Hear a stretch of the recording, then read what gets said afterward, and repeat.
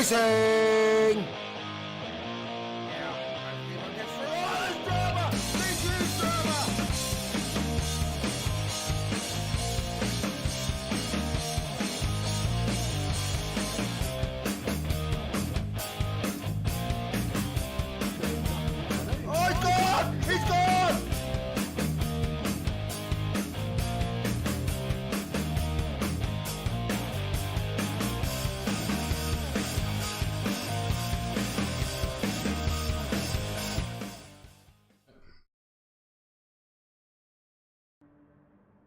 Good evening, Sector 1 sim racing fans from Australia, New Zealand and around the world. I am your host this evening. My name is Atom and I am joined by two mainstays in the box and two fan favourites in D-Flow and Brent, who we will get to very shortly tonight. We are in France at the Circuit du Le Mans, de LeSarthe as it's properly known. The famous 24-hour circuit, as many of you will know about. For our first race, our Group B challenge, we will be hosted and race directed by D-Flow. How are you doing tonight, mate? Good, thanks. How are you? I'm not too bad whatsoever. And for the Supercup race for the evening, our Group B Supercup, we will be hosted and race directed by Karen. How are you doing tonight, mate? Yeah, pretty good over here in the box. It seems to me that Good Doctor and V8 have left me a couple of cans of deeds. I don't know why, but thanks, boys. They always treat us well here at Sector 1, so always well looked after in the comm box. But we've already run the qualifying session for the challenge race. So we're doing qualifying off broadcast and then broadcasting the 60-minute race, 60 minutes of racing for our drivers tonight at Circuit Le Mans. So 15-minute qualifying session that they have run already, and then a 60-minute race, so longer than our usual 40 minutes, with a standard grid. 2 tyre selections for our drivers tonight, soft and medium, and a long, just about 4-minute course for us to deal with tonight. And as far as strategy is concerned, we've actually got a little bit of information for you here. So the soft and medium tyres available for our drivers this evening, and we're expecting, as you see on the graph, just over 5 laps, about 6 laps out of the soft tyres, and the medium tyres to last you almost to 10 laps. So a little bit of strategy for the guys. I think last week we were looking at 2 or 1 stops, so you'd have to extend those stints quite a little bit further than they already have on them. And then if we look at fuel as well, so we're looking at about a 15 lap race as we saw from the guys last week, and a full tank of fuel will see you, as you see there, just over 5 laps here at the Circuit Le Mans. So some of the guys were looking at trying to take that a little bit further than the 5 laps or 5 or 6 laps last week. Some guys did opt for the 1 stop and try to go near about 7.5 laps on the single tank of fuel. What are you expecting to see from the guys tonight, D-Flow? I expect to see a mix of strategies. Typically the 2-stop did seem to work last weekend. Be curious to see if some people can make that 1-stop work. And what's our grid looking like for this race tonight? So we've already run the qualifying session. Who came out on top? Correct. So we've got the newcomers Steampunk Roo and Red 1 F1 taking out the top few spots. So they're filling in for some of our mainstays this weekend. Yeah, be curious to see how they go against the regular drivers.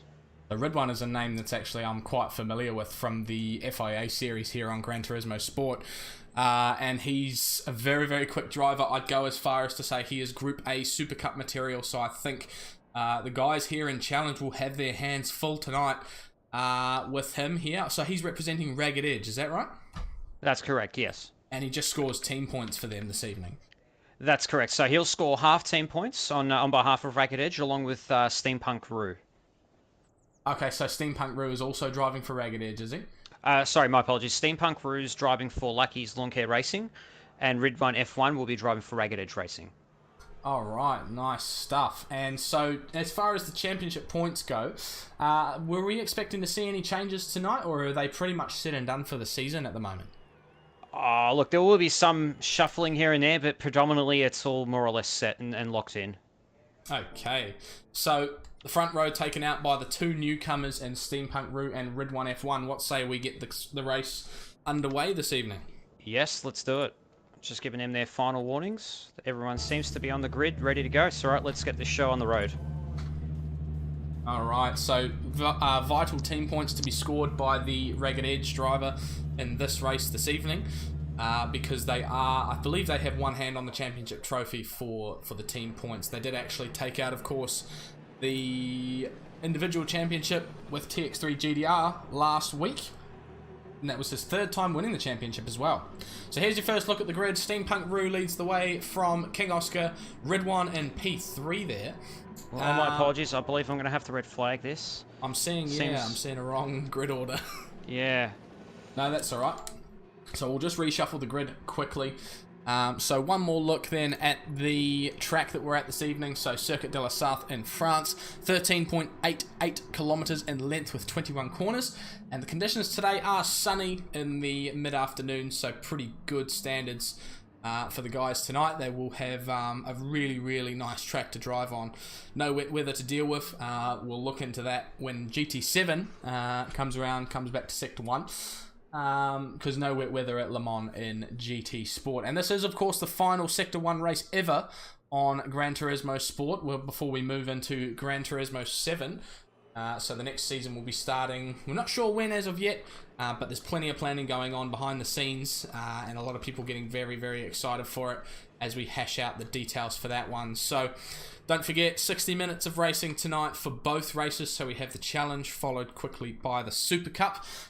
Group B for both, and it's going to be a pretty hard yakka for the drivers tonight. I think last week we saw a lot of mistakes from some guys as the fatigue sort of set it in, as well as penalties being a big deal for this one. So I think it's more or less he who gets the least penalties will win the race in this particular event. I think last week the only person not to score a penalty in Super Cup Group A at the very least was GDR, who won the race as well. So seems to be a winning strategy, not getting any penalties. What do you think of that? Certainly seems to be the way to win. And if someone like my apologies, TX3 GTR, sorry if you're listening, if someone like him can manage to win with minimal penalties, then I'd say that's the winning way to go about it. Yep, they were seriously hurting his competition last week, and it looked like just keeping it on the straight and narrow is the meta strategy here at Le Mans. It is a tough track for that sort of thing for penalties. It's got very, very inconsistent penalty lines, so you got to be very careful where you drive and stick well within the track limits. That's right, exactly. So it'll be interesting to see who falls foul of that this weekend. We shall see. Hopefully no one. I'm sure the experienced drivers here know exactly where the limits are, even though they can be pushed beyond them very easily. As soon as you push a little bit too hard, you will find yourself beyond that limit, potentially. As we saw from some very veteran drivers here at Sector 1 last week, especially FSR Corgi, who a lot of you will know as one of the very upper level Sector 1 drivers. I believe he was second in the Super Cup Championship as well. So he was the bane of many penalties last week, and he obviously is a very, very experienced driver here at Sector 1, so it can happen to the best of us very clearly. So hopefully the guys will have their wits about them tonight when it comes to that. We're correct. expecting to see about a 15-lap race based on what we saw last week from these guys, and it looks like we are just about to get underway. That's right, yeah. So grid's been set, fingers crossed it's set correctly. Yeah, let's do it. Brilliant stuff. So we take to the grid for the first race of the night. No qualifying to be broadcast this evening. We're doing that off stream in order to keep the most of the action on screen for you. So first look at the grid. Ridwan on pole position ahead of Steampunk Roo. King Oscar and Pruski take the second row. So the powerhouse defender of Pruitt, or Wide Hips as he's better known. Killer on the loose behind Moff in P6, who we will jump on board with now. As we see the lights, all five are illuminated for our drivers. The lights are green and the drivers are racing. We're away, and a good start from all drivers up the front of the field by the look of things. The Moff has a bit of a run on Pruski here as they come up towards turn 1, which quickly leads into a chicane. Killer on the loose is going to be on the inside of Pruski here as they come through. No major position changes at the front. Ridwan has skipped away a little bit here. Certainly seems to be the case. He got the whole shot coming out of, or coming off the grid, I should say. Yeah, he's certainly at the moment 1 second gap. He's running away with that very quickly. That's a fantastic start for the Ragged Edge driver, or the Ragged Edge fill-in driver as he is. Killer on the loose has a penalty, so he is the first of the drivers to pick up a penalty from what we've seen so far as they come through Tetra Rouge for the first time. Now that's the place where a lot of people were scoring penalties on the last race, so he'll have to burn that down this straight here, won't he? That's correct, yes. So before they get to the chicane. That's right, yeah, so you'll have to make sure he tries not to get into anyone's way, I should say.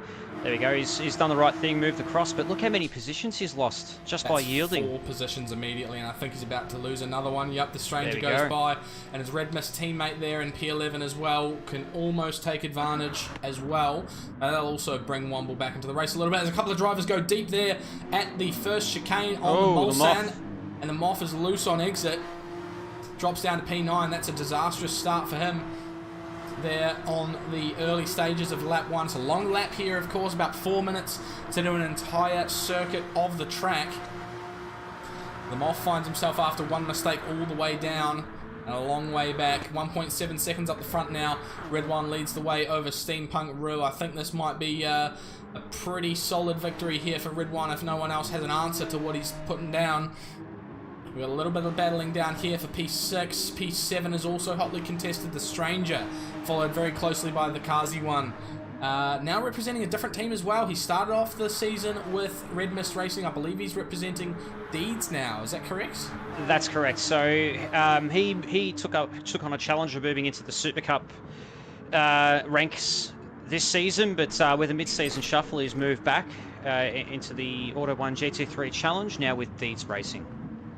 Just got to mention as well there, boys, it is his final event for his Sector 1 career at this stage. He is going off to do real racing in sprint cars, so from all of us here at Sector 1 and at Deeds Racing especially, just a big thank you to Kazi for his contributions and just being an all-round top bloke as well, and, you know, hope he sees this on the replay and laughs a little bit as well.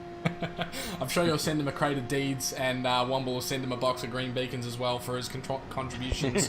But he's been around at Sector 1 for a very long time, a veteran of the series, the Kazi one, and a very familiar face and a friend to many, so it's a very sad thing to see him go, but we'll of course cheer him on in all shapes and forms for this final race from here as he gets very close to Petey Pops. Now Petey Pops, is that someone who we usually see under a different username? No, so he's been with CP Motorsports for the last couple of rounds. He's filling in for Flatsticks for Chase. Yeah, okay. So Chase was had a hand injury, didn't he? That's right. So an injury's seen him step away from the seat for the remainder of this season. So far, Petey Pops has done a good job to fill in for him. Look at that as well. As we're talking about him, Kazi goes right around the outside there. At the first corner of the Porsche curves. We'll catch that on an action replay here for you. We come up here from the final straight prior to the Porsche curves. Looks to the outside of Petey here, and around he goes, late on the brakes. Very nicely done there from Kazi, and a lot of sportsmanship there from Petey as well to yield a little bit early and let him have the space that he needed. Great racing from the pair of them, so awesome overtake from Kazi, and it's very clear to see why he is taking on real life racing, because he's a talented driver, isn't he? Yeah, he certainly is. Certainly making some moves at the moment that make you stand back. It's almost like the Brady Kostecki at Bathurst last year, just going around the outside, so certainly not afraid to get his elbows out, isn't he? Yeah, Porsche curves is also not usually a position where you'd see an overtake like that as well, so really fantastically done. He might be on a tyre advantage though. I don't know if we've looked at that yet. Have we got an idea of what the drivers on track are currently racing on? Yeah, so we can go through that now. So Red One and Steampunk are on racing softs, and as I look at Steampunk, he's just got a half-second penalty. Well. So that's really going to cost him, and that's just going to keep Red One even further out of distance. Now, does he have a team radio letting him know that he has to serve that penalty? Does he know the rules and regs? Oh, that'd be a very good question. There we go. He must have heard us. He's just started to burn that. So looking at, but in a positive light. Yeah, for once, that's right. So looking a bit further back, we've got Pruski and the King Oscar both on racing mediums. Carbon Boy behind on softs, so he'll be keen to get in front. Oh, careful now, boys. 3 wide there, through there. Someone's gone a bit deep. I think that was King Oscar. That was Carbon Boy that managed to split the two of them, but he's wisely decided to back out and cede position.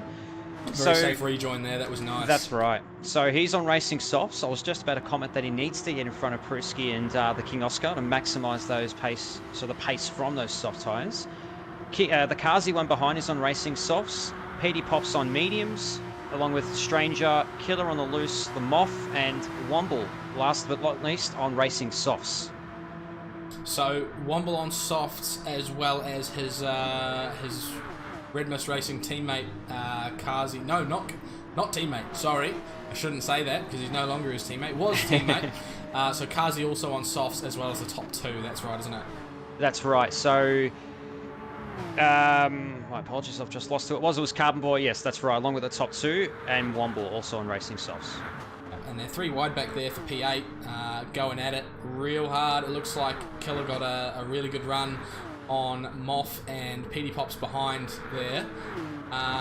So Killer was on which tyre? He was on mediums, wasn't he? Killer was on racing mediums, that's right.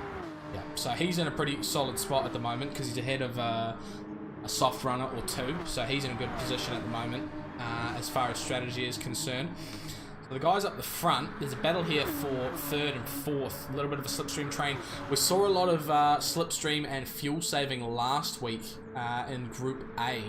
Are we expecting to see more of the same, or does it looks like a lot of these guys are just jostling for position rather than thinking about the long game? It seems to be that they're just jostling for position, but with that being said, if they've got a bit of the team radio going, especially the Obsession Motorsport boys, they might realise, hey, let's try and work together, use the slipstream to our advantage and try and gap these boys. But for the moment, at least, they've got to get in that position, so we shall see. A nice overtake there from Carbon Boy on King Oscar, gets himself up to 4th place. So Carbon Boy was on the soft tyres, wasn't he? So he needs to get a move on if he wants to get himself in a good position to use those tyres. That's right, so he's really got to use that extra grip in these Porsche curves, if I can say that correctly. Get that pronunciation right. Yep. Sorry, Ghost. Ghost will be having you. Yeah, sure will. I'll be expecting a few messages shortly. But yeah, so he'll need to extract the pace from those racing softs very quickly to try and catch up to Pruski, potentially pass, and just keep running on with it. Dare I say, even try and knock on the door of Steampunk and Ridwan. And Ridwan, my goodness, he's got a 2.4 second penalty just scanning up the top. Oh wow, how's he done that? That's a big one. That might be an accumulation of penalties. I wonder if he's burning them. Yeah. Does he know the rules and regulations? That's an interesting one. Yeah, there you go. Just picked up another one through the first chicane. Popular spot to pick up a penalty there. The pit lane, well, not the pit lane lines, the track limit lines for that first chicane are very, very difficult to get right. Because you have to, if you actually cut the track and go beyond the track limits, but you're off the throttle, you can actually get away without a penalty. That's right, yeah. It's one of the quirks with Gran Turismo Sport, I'm afraid. Specifically this track as well, there's a very, very important couple of exploits when it comes to the penalty system here. So coming down this straight, Ridwan needs to burn this penalty. Does he know the rules and regs? Is he going to get it burnt? It doesn't look like he's slowing down on the way to that first chicane. No, it certainly doesn't. And there you go. So the Ragged Edge boys will need to get on the team radio to him very quickly and let him know he needs to burn that penalty as soon as possible. Correct. That's something that'll show us, I'm afraid we'll have to look at, but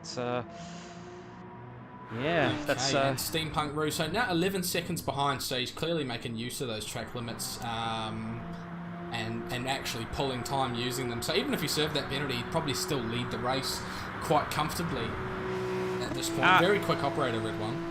Would most likely be the situation. Also having a look, he's using a bit more of the car as well, so a bit more of those soft... the rears on the... The rear tyres are just a fraction more warm compared to Steampunk, and he's used another 5% fuel as well, so... And we're only 10 minutes in, interestingly. Yeah, so 2 laps. They've done just over 2.5 laps, or just under 2.5 laps, rather. More than 2 laps. You can start to see a bit of a difference in the fuel between some of the drivers. These top 2 have definitely pulled away a lot. Pruski's in a really great spot at the moment in P3 with Carbon Boy breathing down his neck. So he is... he's on the mediums, isn't he? That's right. Pruski's on the mediums and Carbon Boy's on the softs. Interestingly, they've both got the similar amounts of wear on their tyres, along with the same fuel. So okay, so perhaps Carbon Boy making good use of those soft tyres, making them last really well. Definitely seems to be the case. So I wonder, because they're obviously on the same team here, so the question is, will Pruski let him through knowing that he's on the better tyres, or will Pruski famously get the wide hips out and keep him behind? Because he's one of the top defenders in Sector 1. We've seen him put on fantastic displays as he gets nice and sideways there on the exit of the Mulsanne corner. Well, I think this is back straight.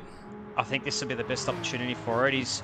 Carbon Boy is constantly gaining and gaining and gaining. He's only half a second away from him, so this might be the perfect opportunity to hop on the team radio. Yep, no worries, I'll lift and let you on through, but... Very hard place to defend with this long slipstream straight. You can't really do too much about it. Looks like Carbon Boy's going to stay behind just for backed now. out, yeah. So that's interesting. Oh, Kazi and the King Oscar just had a slight tap between the two through Arnage, if I've got it correctly, on the approach to Indianapolis. On the approach to Indianapolis. I don't know what that right-handed kink is called. This is Arnage that they're approaching now, the right-hander. So we're on board with Pruski looking back at Carbon Boy. Is he going to let him through before the Porsche curves? That would be the ideal team strategy at this point, with the soft tyres obviously having better pace, and Pruski can most certainly latch onto the back and use that slipstream. Of course, we know how much of an advantage that offers to drivers on track who use it. You can see there, Carbon Boy closing right in, gets on the brakes nice and early, slows it up for the Porsche curves. Here we go through there, through the left as well. And you can pretty much go through here without a lift. A bit of a scratch on the wall there from Pruski as he heads through. Into the right hander, down to the next gear, up shifts before getting on the power. Bit loose there for Carbon Boy. That's going to compromise his next corner. Does he go wide? He has gone wide there, and that might come with an invoice. Certainly looks like it might. Yeah, I'd be surprised if there isn't an invoice after that one. It looks like he's got away with it for now as they approach the Ford chicanes. And the Ford chicanes are quite interesting because whoa! Kazi's gone around behind. He's got very loose on that curb there. That's a dangerous one. That's a very dangerous one. We have a look here as his approach. He came in a little bit too hot to the Ford chicanes. And there you go. Just got a little bit too loose on the first one. Goes around in the opposite direction. Bit of snap for you there on your Sunday evening. Unfortunate, but I'm sure he'll claw his way back. Oh, he definitely will. Still in P4. Heads through the chicane. Redwine's penalties have remained the same. Still 2.9 seconds. So no burn as of yet. For the Auto 1 driver, so he will have to burn those off at some point, but he is probably going to cop a penalty as well from admin for not burning them in the correct position also. Yeah, I would say I'd be very surprised if he doesn't get any, if there won't be any ramifications for not burning those penalties. But yeah, that's something for post-race. So I don't know if Red One's ever participated in the community series, because I know he does a lot of league racing from what I do know about him, but I don't know if he's been in Sector 1 in the past at all. I'll be honest, I don't know. Yeah, the name certainly rings a bell though, so I may have seen him in the FIAs as you mentioned before, but I don't believe I've seen him in the community series. He has done a couple of community series events. I've just been on tabs. He did a event earlier this season in the Red Bull Ring event, and did quite well actually. I believe he was third behind Ando and of course LeSarthe.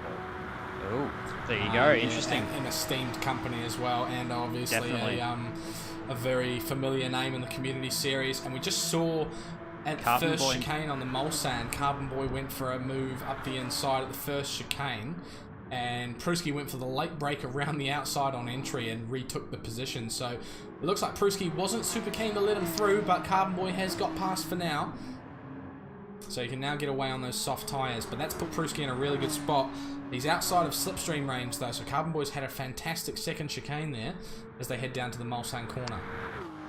Just something else to note as well, the Kazi one's had another shocker of a lap as well. He's dropped back down to 10th. So he must have had another lose potentially either in the first chicane, somewhere in the first sector or possibly towards the end of last lap. So it seems to be going from bad to worse. Forward chicanes, which dropped him down to about 8th, I think, but he's gone back further, so he may have copped a penalty at some point as well. That might have been what happened, but unfortunately we do not know at this stage anyway. But down in P10 for now. Petey Pop's down in P11, so he's had a bit of an incident at some point as well, because I believe he was up within the top 10 pretty comfortably at one point. That's right, so he was more or less around Womble and or Killer on the loose, so for him something's definitely happened as well. There's a big 15-second gap that's opened up there between Killer and Wumble as well, the 2 red mist cars. So I think something may have happened there. These 3 at the back may be a little bit, have had a couple of incidents each other. But we'll have a look in any case back up the front at Carbon Boy. Still leading Pruski, so Pruski hasn't had an answer, hasn't quite been able to get back in within the slipstream, and I'd expect to see Carbon Boy pull away a little bit through here. So we had a look at that graph earlier, of course, at the tyre life and fuel life. So end of the 5th lap is when we're expecting these guys to pit, which suggests that they will do one more lap after this one that they're currently on. So coming up towards the final sector now, or I believe they might be in the final sector, but the final sequence of corners, the forward chicanes are just around the next corner. So interesting one for this one, you can actually use the pit lane to widen your entry into these corners and get a nice quick run through the forward chicanes here. 2 chicanes in a row, the second one a little bit tighter than the first. Nice and tidy there from Carbon Boy, keeps his gap to Pruski, but looks like those medium tyres might be equalising a little bit with the softs now. Are we seeing a little bit of extra wear on Carbon Boy's softs? Just a fraction more on the left rear, but otherwise their wear rates between Pruski and Carbon Boy are more or less the same. At the moment, Carbon Boy is also about a second a lap faster still, so it might potentially happen from this lap that you'll start seeing the crossover. Yeah, so I was just looking at the gap before, it was hovering around that 0.8 and he didn't really pull away during the forward chicanes. Pruski's gone off there into the dirt. Oh, that's a disaster. I don't know what happened there, but that's going to slow him right up. And he's got himself a half-second penalty to boot as well, really adding insult to injury. Because obviously he's already lost time from the incident in itself, but it looks like the game's deemed him to have gained an advantage from exploiting the track limits, which is of course hardly the case. But he burns that penalty nice and early on that straight, gets it out of the way, and now he can accelerate all the way down to that first chicane. Yeah, fingers crossed for his sake that he'll have enough of a gap between himself and the Stranger, because Stranger's actually catching up pretty quick. He's going to have a second of a gap between the two of them on the approach to this chicane, so he's lost a bucket load of time. And there we go, he's got it crossed up. I think if Pruski's defensive skills are anything to go by, he'll probably have no trouble through that corner, as we see there, and he's pulled away now to 1.4 again. So he's all right for now, but the Stranger is now, within attack range just about. So a couple more corners. Any mistakes from Pruski and the Stranger will be there to take advantage for sure. Definitely. So Carbon Boy can probably breathe a bit of a sigh of relief there because he's lost one close competitor. Of course, it was a teammate, so he won't be too stoked about it, but a little bit of pressure is alleviated for now. But King Oscar is actually getting quite close here. So he's now just about within a second of Carbon Boy, and he wasn't really anyone that was kind of on his radar up until this point. No, definitely not. And actually looking at their lap times, the King Oscar was only a 10th off Carbon Boy on the last lap, so I would be very concerned if I was Carbon Boy right now. He's got a lot more fuel in the tank. Difference looking between the pair of them? So the King Oscar's obviously on the mediums. He's got much less wear. I'd say that crossover is going to happen now for both of these drivers. Okay, so we're looking at 2 fairly equal cars at this point then.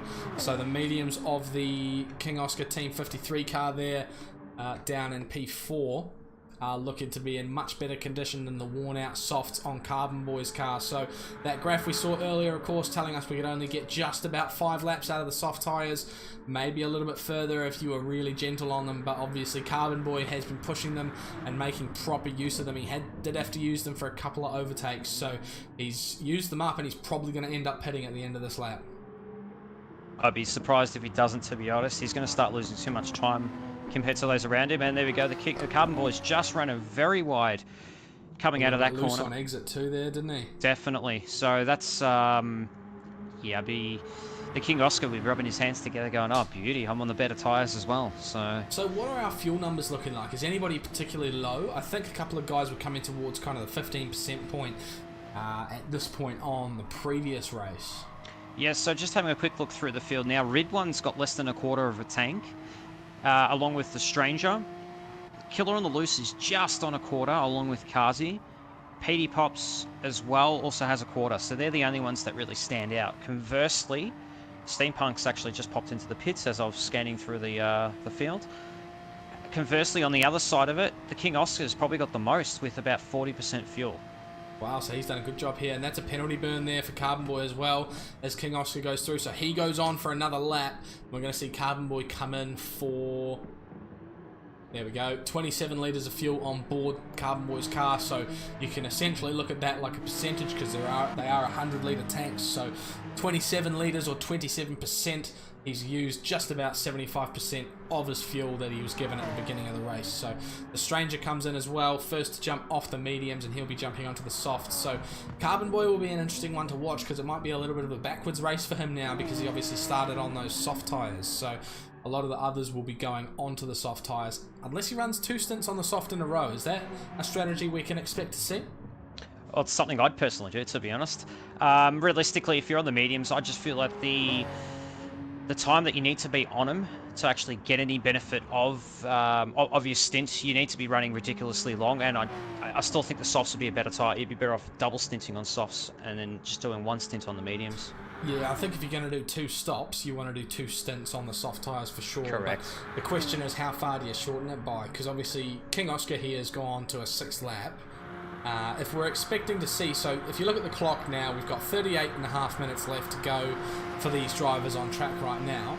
That means that we've done just over 20 minutes, which is a third of an hour. So mathematically, they are a third of the way through the race. If you want to do a 2-stop and make it 3 stints, to equalise the length of those stints, you would have pitted by now, which is why we saw a lot of guys pitting at the end of lap 5.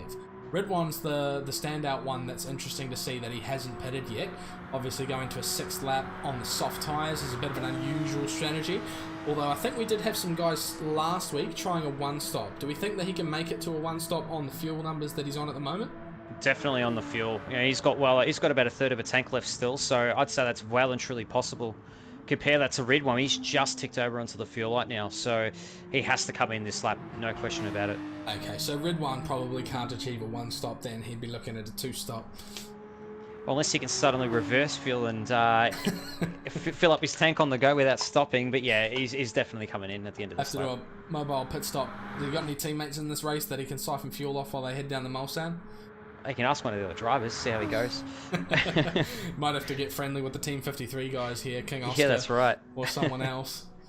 But in any case, he continues on 47 seconds up the road, and that is on track as well, so that's a very, very large gap to the King Oscar there. Neither of these 2 guys up in P1 and 2 have pitted, so that's a genuine track advantage. Of course, Red One did start on the soft tyres, so he's pulled out that advantage partially due to a tyre advantage, but 48 seconds is absolutely nothing to scoff at, and he's still pulling time. So one seriously quick operator here, and he might be one for Group A in the very near future. A little bit sideways, they come through the Porsche curves, and his penalties are crucially gone as well. He's burned them off. That's right. I believe he burnt them either at the start of this lap or towards the end of lap 5. So certainly done it when neither of us were watching. Do we have a count on how many burn zones we actually have on this track? Not from memory, no. It was definitely on the back straights, I can tell you that much, so you're looking at least 3 burn zones there. Yeah, yeah, plenty of opportunity for burn zones on this track, lots of straights, definitely a really good endurance course. So Ridwan comes in for his first stop there, 5 litres of fuel on board, so he'll be going for pretty much a full tank, I imagine. He might go for a slightly smaller fill, although actually if he goes back onto the softs again, which would logically make sense based on his current strategy, he might go for another 6 laps, which would require a full tank of fuel. King Oscar runs a little bit wide there at the exit of the Porsche curves. Is that going to come with an invoice? There we go. It does.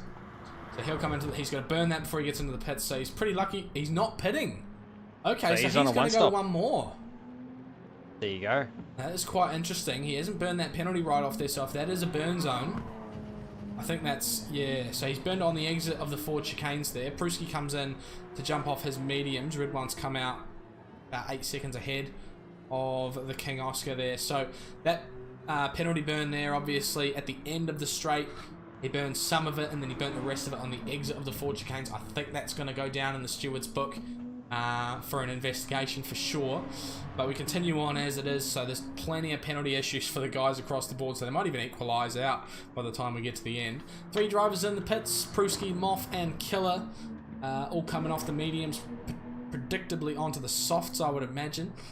And they will be probably filling up most of the way. The Moth with the best fuel there, 19 litres on board. I think a couple of guys came in the lap before with about 25 to 30, so that seems to be quite a good amount. I'm not sure exactly how much. If we do a little bit of maths, probably shouldn't do maths on stream. No, definitely not. You want to use 20% a lap if you want to get 5 laps. So if those guys are going 6, they're using about 15%. So I think the best fuel save of the race so far might be the Moth there, with nearly 20% left in the tank after 6 laps. So quite impressive there from the Aussie Hampton driver.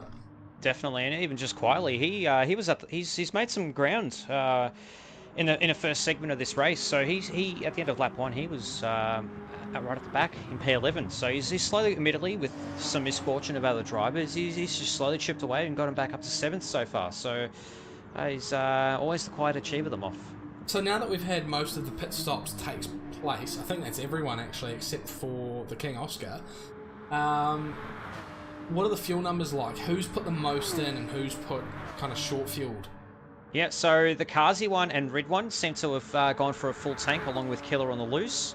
The Moth, the Stranger, and but just about everyone else that we've mentioned before have gone for about 3/4, 80-85% thereabouts. So okay, so mostly near to the top, quite full tanks. So everyone's probably pretty equal on that sort of thing. A couple of guys needing to fuel save a little bit to get to the end of their stint. What about tyres? Is anyone on the mediums? That's probably what I'd rather ask, because I would expect most to be on the soft tyres at this point. yeah, of course. So the person that's rolled the dice, actually, the Kazi one, he was on soft, so I shouldn't take that. He's obviously switched onto the mediums now, so he can potentially, well, being he's got a full tank, I'd be surprised if he's going to stop any time soon. Going through the field, we've got Carbon Boy, who is on mediums, and Steampunk. Obviously, he started on soft, so that's the mandatory rule. Obviously, he's got to switch to the opposite compound, and that's basically it. Yeah, so there's no real standouts. Everyone seems to have just jumped onto the softs. Yeah, anyone who's doing a one stop, 2 stints, they will have to run one and then the other. But a couple of guys might double up on the softs in a row in order to have 2 fast stints, and then just run one on the mediums. That's right, exactly. So basically, yeah, everyone seems to have gone for the opposite compound just to meet that mandatory requirement, and otherwise, yeah, with the exception of Ridwan, he seems to be definitely 2-stopping because he's gone for the same compound after the first stop. Steampunk's obviously hopped onto the mediums, so that's probably the only switch for the moment, or the only noticeable switch for the moment. So the King Oscar, of course, we're expecting him to come in this lap. This would be just about the halfway point, end of the 7th lap. We're expecting to see 15 laps out of the entire race. So he's going to have to do 8 on his next stint. He's on the medium tyres at the moment, isn't he? So he's probably better off making this his 8-lap stint instead of going onto the softs and trying to do an extra lap. Yeah, he's got about 15%, 12 to 15%. There we go. He's actually coming in as we speak. Yes, and he comes. So yeah, this will be interesting for him. He may have to stop an extra time, because those softs, if the mediums have only lasted him to the end of lap 7, he's probably going to need to put another set on at some point. More than likely not. But I feel like he's gone too far one way regarding strategy to... He's right in the middle there, isn't he? Correct. So he's got to roll the dice now and try and make this one stop work. Yep, definitely. So he's done alright on the fuel save, but his tyres, on the other hand, bit of a struggle, I think. So yeah, he started to struggle towards the end of that stint. Those mediums just were starting to go off. It seems like you have to save quite a lot of fuel to get there. Of course, our fuel graphic earlier was saying we would get just about to 6 laps on a full tank. Some guys only getting to 5. Obviously, Ridwan ran it all the way down to just about 0 and got himself to the end of lap 6. So, I think, fuel-wise, King Oscar's going to have his work cut out for him. So we'll have a look at him now as the Stranger... No, sorry, Pruski goes around his outside at turn 1 there on exit from the pits. So he's fallen back a little bit. He's down in P5 now after that stop. But if he is good to the end, then he might be in a pretty solid position at the moment. Is he on softs now? That's right. So King Oscar's now switched on to softs. It's interestingly just ahead. Pruski's got a half-second penalty. I don't know if that was as a result of the overtake, though. I'd like to hope not. I wouldn't be surprised if it was the first chicane, because that is generally a very common place to get a penalty like that. He serves it very early on the straight as well. That's quite interesting. Yeah, it's it seems to be the more sportsman-like thing to do, I guess. But obviously, you end up losing so much speed. And look at that, the King Oscar just makes it look so easy. It's like he's got DRS almost. If you want to be strategic around your penalty burns, you want to burn them as close to the end of the zone as possible, because the earlier you serve them, as they go nearly side by side through that chicane, the earlier you serve them, the more time you have to spend at a lower speed than you would be if you got a normal exit out of the previous corner. That's so right. It's a bit of a, you got to serve it in the best position for you, but of course there are limits with the penalty zone, and you do have to account for that as well, because you start burning the penalty, it doesn't immediately burn. You got to account for how long you're going with that penalty on board before it's fully gone. And if you take 1,000th of a second outside that penalty burn zone, then you're probably going to be in for a penalty. But you wouldn't be the only one in this race. It looks like a couple of people may have made burns outside of the penalty burn zone. So we'll have a look now at Steampunk Roo up in P2. So he's now 36 seconds behind Ridwan, and I think both of them are back on the soft tyres, aren't they? So Ridwan's on the softs with Steampunk on the mediums. So they've gone the opposite he's on way. his medium stint in the middle. Correct. I will expect to see him do another stop and go for some mediums towards the end. So just past halfway through this race now, so the one stoppers have just come in. That would be King Oscar, who's actually jumped Pruski now and gone up to 4th place. Pruski might have actually had a bit of an incident, because he's quite a ways back from him there. Yeah, it certainly seems to be the case. Just having a quick look at their most recent sector. Pruski lost 5 seconds. Yeah, so I just had a look at a replay. Pruski actually lost it out at the end of the straight there. We'll have a look at it on board with him again. Not quite able to see what happened there. But in any case, he finds himself a little bit too far off the back of King Oscar. He is pulling a little bit of time there, but the Stranger is now putting a bit of pressure on him in the back, so he might have to put his defensive boots on, as we've seen him do so many times before. He's got a very famous name here in Sector 1, Wide Hips, as the Stranger gets very friendly with the wall at the exit of Arnage there. That was very, very tight. That wall can seriously put pain to your race if you do go into it, because it will stop you dead in your tracks.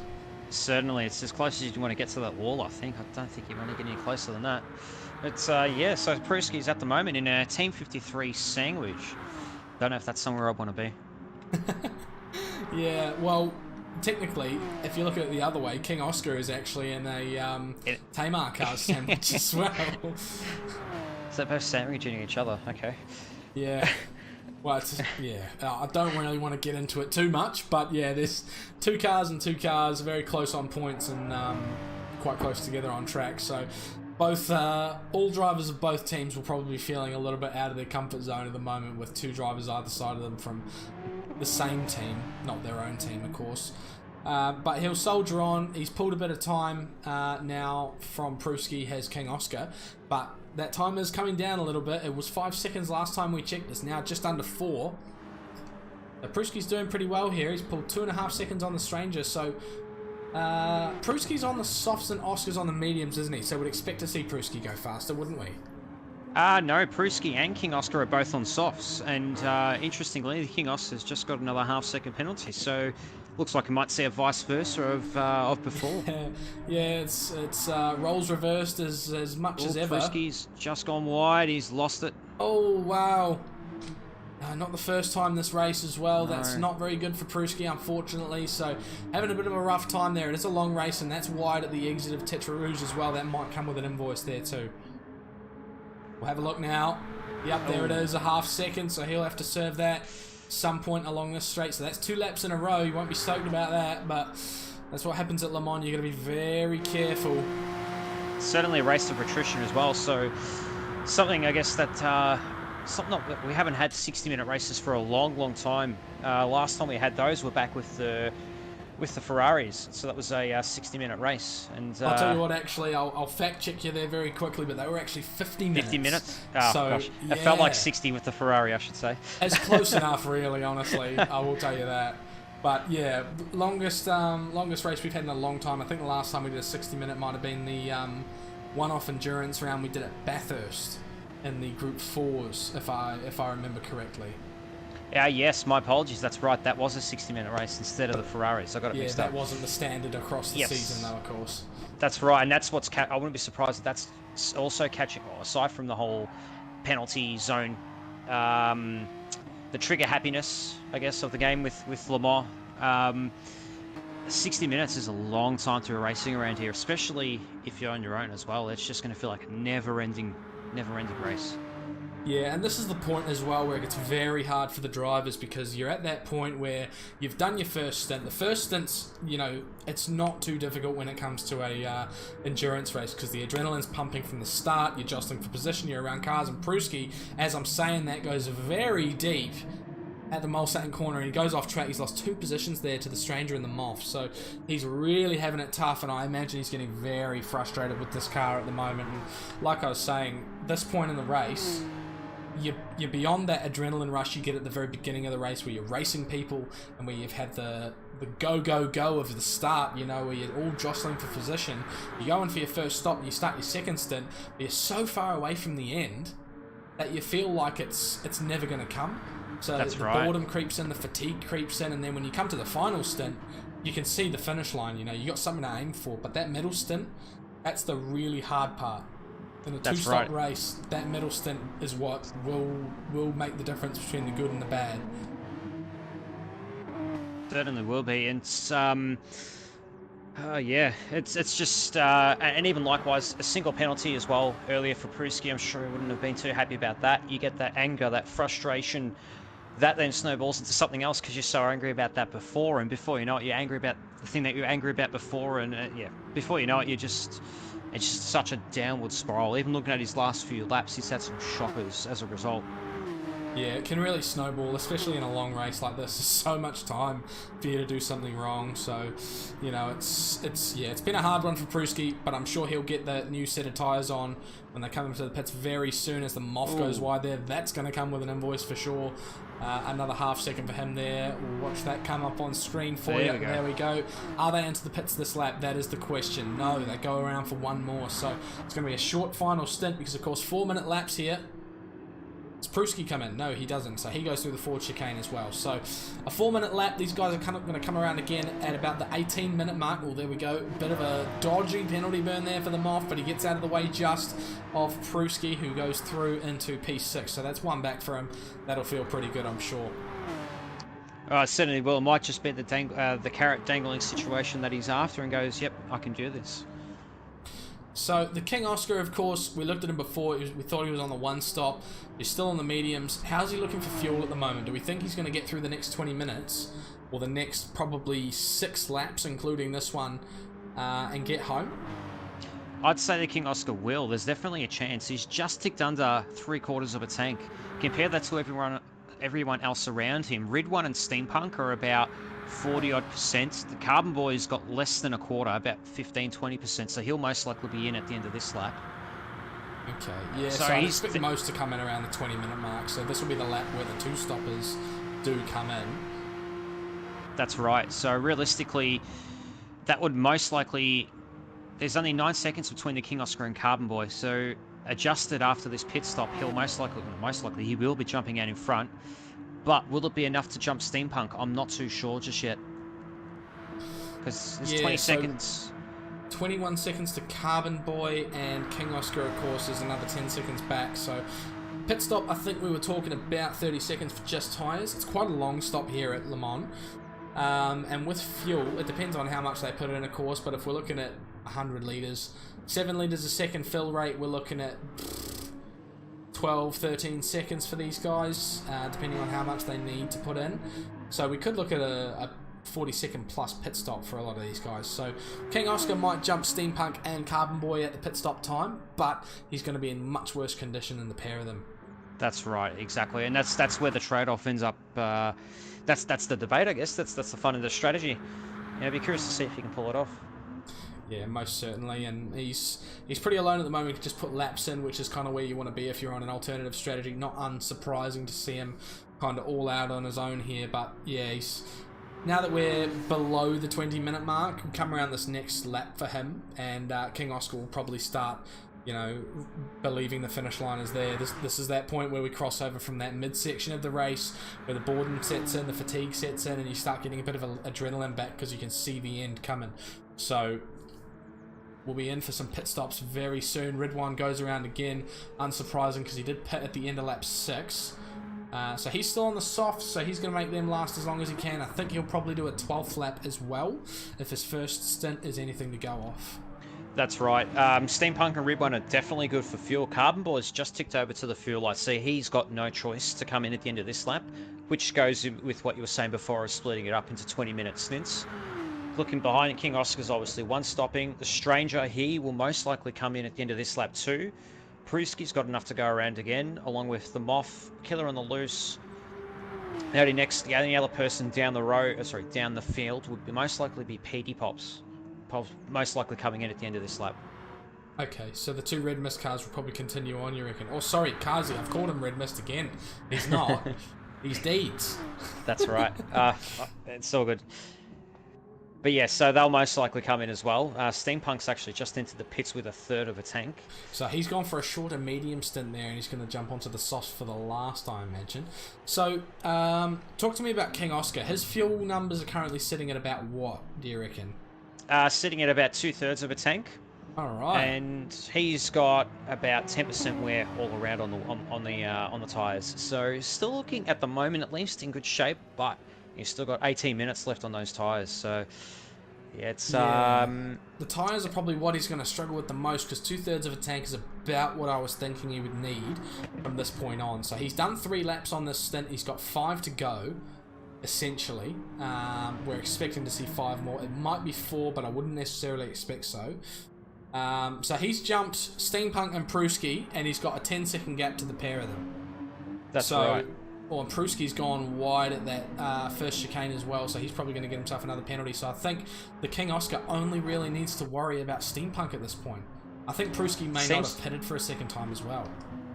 No. So no, he actually stayed out, even though I suggested that he might come in. Oh, geez, those tyres are not doing him any good though. Interesting so that he hasn't written off the stint early, because he was having a bit of a tough one. And that's what I was thinking. So realistically, those tyres are shot. Yeah, he might be left with a fresher set for the next stint, but realistically, he's going to be losing way too much time with what he's got now. That gap to King Oscar from Steampunk Roo is coming down pretty quickly here. It's now down to under 7.5, and I could see that coming down on the straight quite quickly. I think that that might be a little bit of fuel mapping and short shifting coming into play for King Oscar. So that fuel save is slowing him down quite significantly at this point. Seems to be the case. So there was 2.2 seconds difference between Steampunk and the King Oscar just in that sector. Wow. So that's I'd like to hope that that's fuel saving, but there could be half a chance that's a penalty as well. I'd say it's also down to tyres also. He is on more worn out tyres. Steampunk Roo, of course, on brand new tyres. Is he on softs or mediums? Both on softs. Okay, yeah, that's right, because Roo ran mediums on his middle stint, didn't he? So he's gone for a fast That's finish. right, yes. But he might have a bit of a chance of catching Ridwan as well in the late stages, although I think he's a bit too far gone for that at this point. But King Oscar, that gap is coming down to him very quickly. He might actually have him in range by the end of the lap here. Certainly seems to be the way. Yeah, it's coming down like a ton of bricks. That's, yeah. Have we seen a second pit stop for the Moth yet? No, so he's just ticked under 15%. He'll have the fuel light come on, most likely in the next couple of 100 meters, and I'd realistically think he would be in at the end of this lap. Okay, so his fuel's looking pretty low then, and yeah, I'd say that would be a sensible strategy at this point. He's gone very long on this stint. Is he on the soft tyres again? That's right, he's gone on the softs again. So I think he ran mediums first, didn't he? I believe he did, yes. So that would make sure... Sorry, I'm getting tongue-tied. So that would mean that he'll go back onto the softs once again for the final 15 or 14 minutes by the time he gets to the pits. For the final 14 minutes of the race. Going to be a short final stint. He's probably left it a little bit long, gone quite long on these tyres, and he's going to sacrifice a lap of softs or fresher softs on the next stint, perhaps. Seems to be the case, but with that being said, he's He's done all right so far. He's only 3 seconds off Pruski in 4th. So I'll tell you what, he could be up for a he could be mugging Pruski in the next couple of laps the way things are going. Certainly one of the most unfortunate races here for Pruski as well. He's had a lot of incidents that have slowed him down, penalties, off tracks. You know, it's been a bit of a struggle for him. He comes into the Porsche curves for the 11th time, nice and tidy through there, so he's just trying to keep it together at this point. The gap to Moff is just coming down under 2.2 seconds now. It's coming down quite quickly, actually. So does Moff have a tyre advantage over Pruski? He does. He would, wouldn't he? Because Pruski's yet to pit. That's right. So the Moff does have a slight tyre advantage, but Pruski's got more fuel, so there's probably half a second or a second less transit time. Sorry, Pruski will gain another second or so, give or take, with this pit stop phase. Oh, Steampunk's gone. Steampunk Roo has exited stage left. Disconnect, unfortunately, for the new driver here at Sector 1. Not something you want to see, but nothing that can be done, unfortunately. Late on in the race as well. Less than 15 minutes to go. That'll hurt, won't it? Yeah, it will. With that being said, though, because it's past 75%, I know they're already getting half points or half team points, so realistically they'll be getting an 8th team points now. But that's something that the stewards will be looking into. Cutting it down. Oh, that was really shaping up to be a good battle between him and King Oscar as well. That's gutting. Yeah. It's not good at all. So I think King Oscar might be pretty safe with his position at the moment. Carbon Boy, his tyres are looking pretty fresh, aren't they? Carbon Boy's tyres, so that's right, he's just he's only got a 5% wear on his tyres, so he stopped on lap 10. So these tyres will see him through to the end, and he's just got over half a tank as well. Okay, so he's pretty safe, but probably not good enough to get 30 seconds. And does his fuel compare to King Oscar's pretty well? It certainly does. So Carbon Boy's got more fuel and better tyres. So with 32 seconds though, over 12 minutes, look, I think the King Oscar might be able to hold on to this. Well, I think he can hold on to the gap. The question is, will he run out of fuel, I think. He's got under half a tank, so yeah, he might have. There we go. Actually, just looking at his telemetry, he's lifting and coasting in the last couple 100 meters of these straights. So yeah, he's definitely on the fuel save. Okay, but if the gap isn't too significant between him and Carbon Boy, he might actually be in a pretty decent position at the moment. Because Carbon Boy will have fueled up enough because he wasn't limited by the capacity of the tank, whereas King Oscar was. But if their fuel numbers look relatively similar, I think we might see a successful one-stop from Oscar. It certainly seems to be the case that certainly seems to be the way at this point in time. That's for sure. So you're racing in the Supercup B tonight, aren't you, D-Flow? So what are you taking from these guys in strategy as far as what you might consider doing? Don't get a penalty. I think that's half of it, to be honest. No, sorry, Pruski, that's a cheap shot. No, look, joking aside, it seems to be that, I got to remember too, I'm starting from rear of grid as well. So with that being said, I will be starting on the mediums, just trying to maximise my time on those, and I'll probably do a two-stopper, just doing 2 stints on softs straight after that. So try and split it up, potentially 20 minutes each stint. So anyway, if anyone's from Supercups listening, you know what I'm doing now. Yeah, you're just giving everything away. So Red One in the pits, tyres are on and fuel is going in. So he came in with 8 litres on board. He'll probably fill up to about 60-70%, I would imagine. 54% there. Yeah, so compare that to the King Oscar. He's only got about 10% more. Compared to Carbon Boy, it's more or less equal. So he's at... Oscar's got more than Red One at this point. King Oscar's got 40%. No, that's all right. I must have misspoken. So King Oscar's got 40%. Red One's got 54, or just under now. So comparatively speaking, Carbon Boy and Pruski have the same amount as Red One. Okay.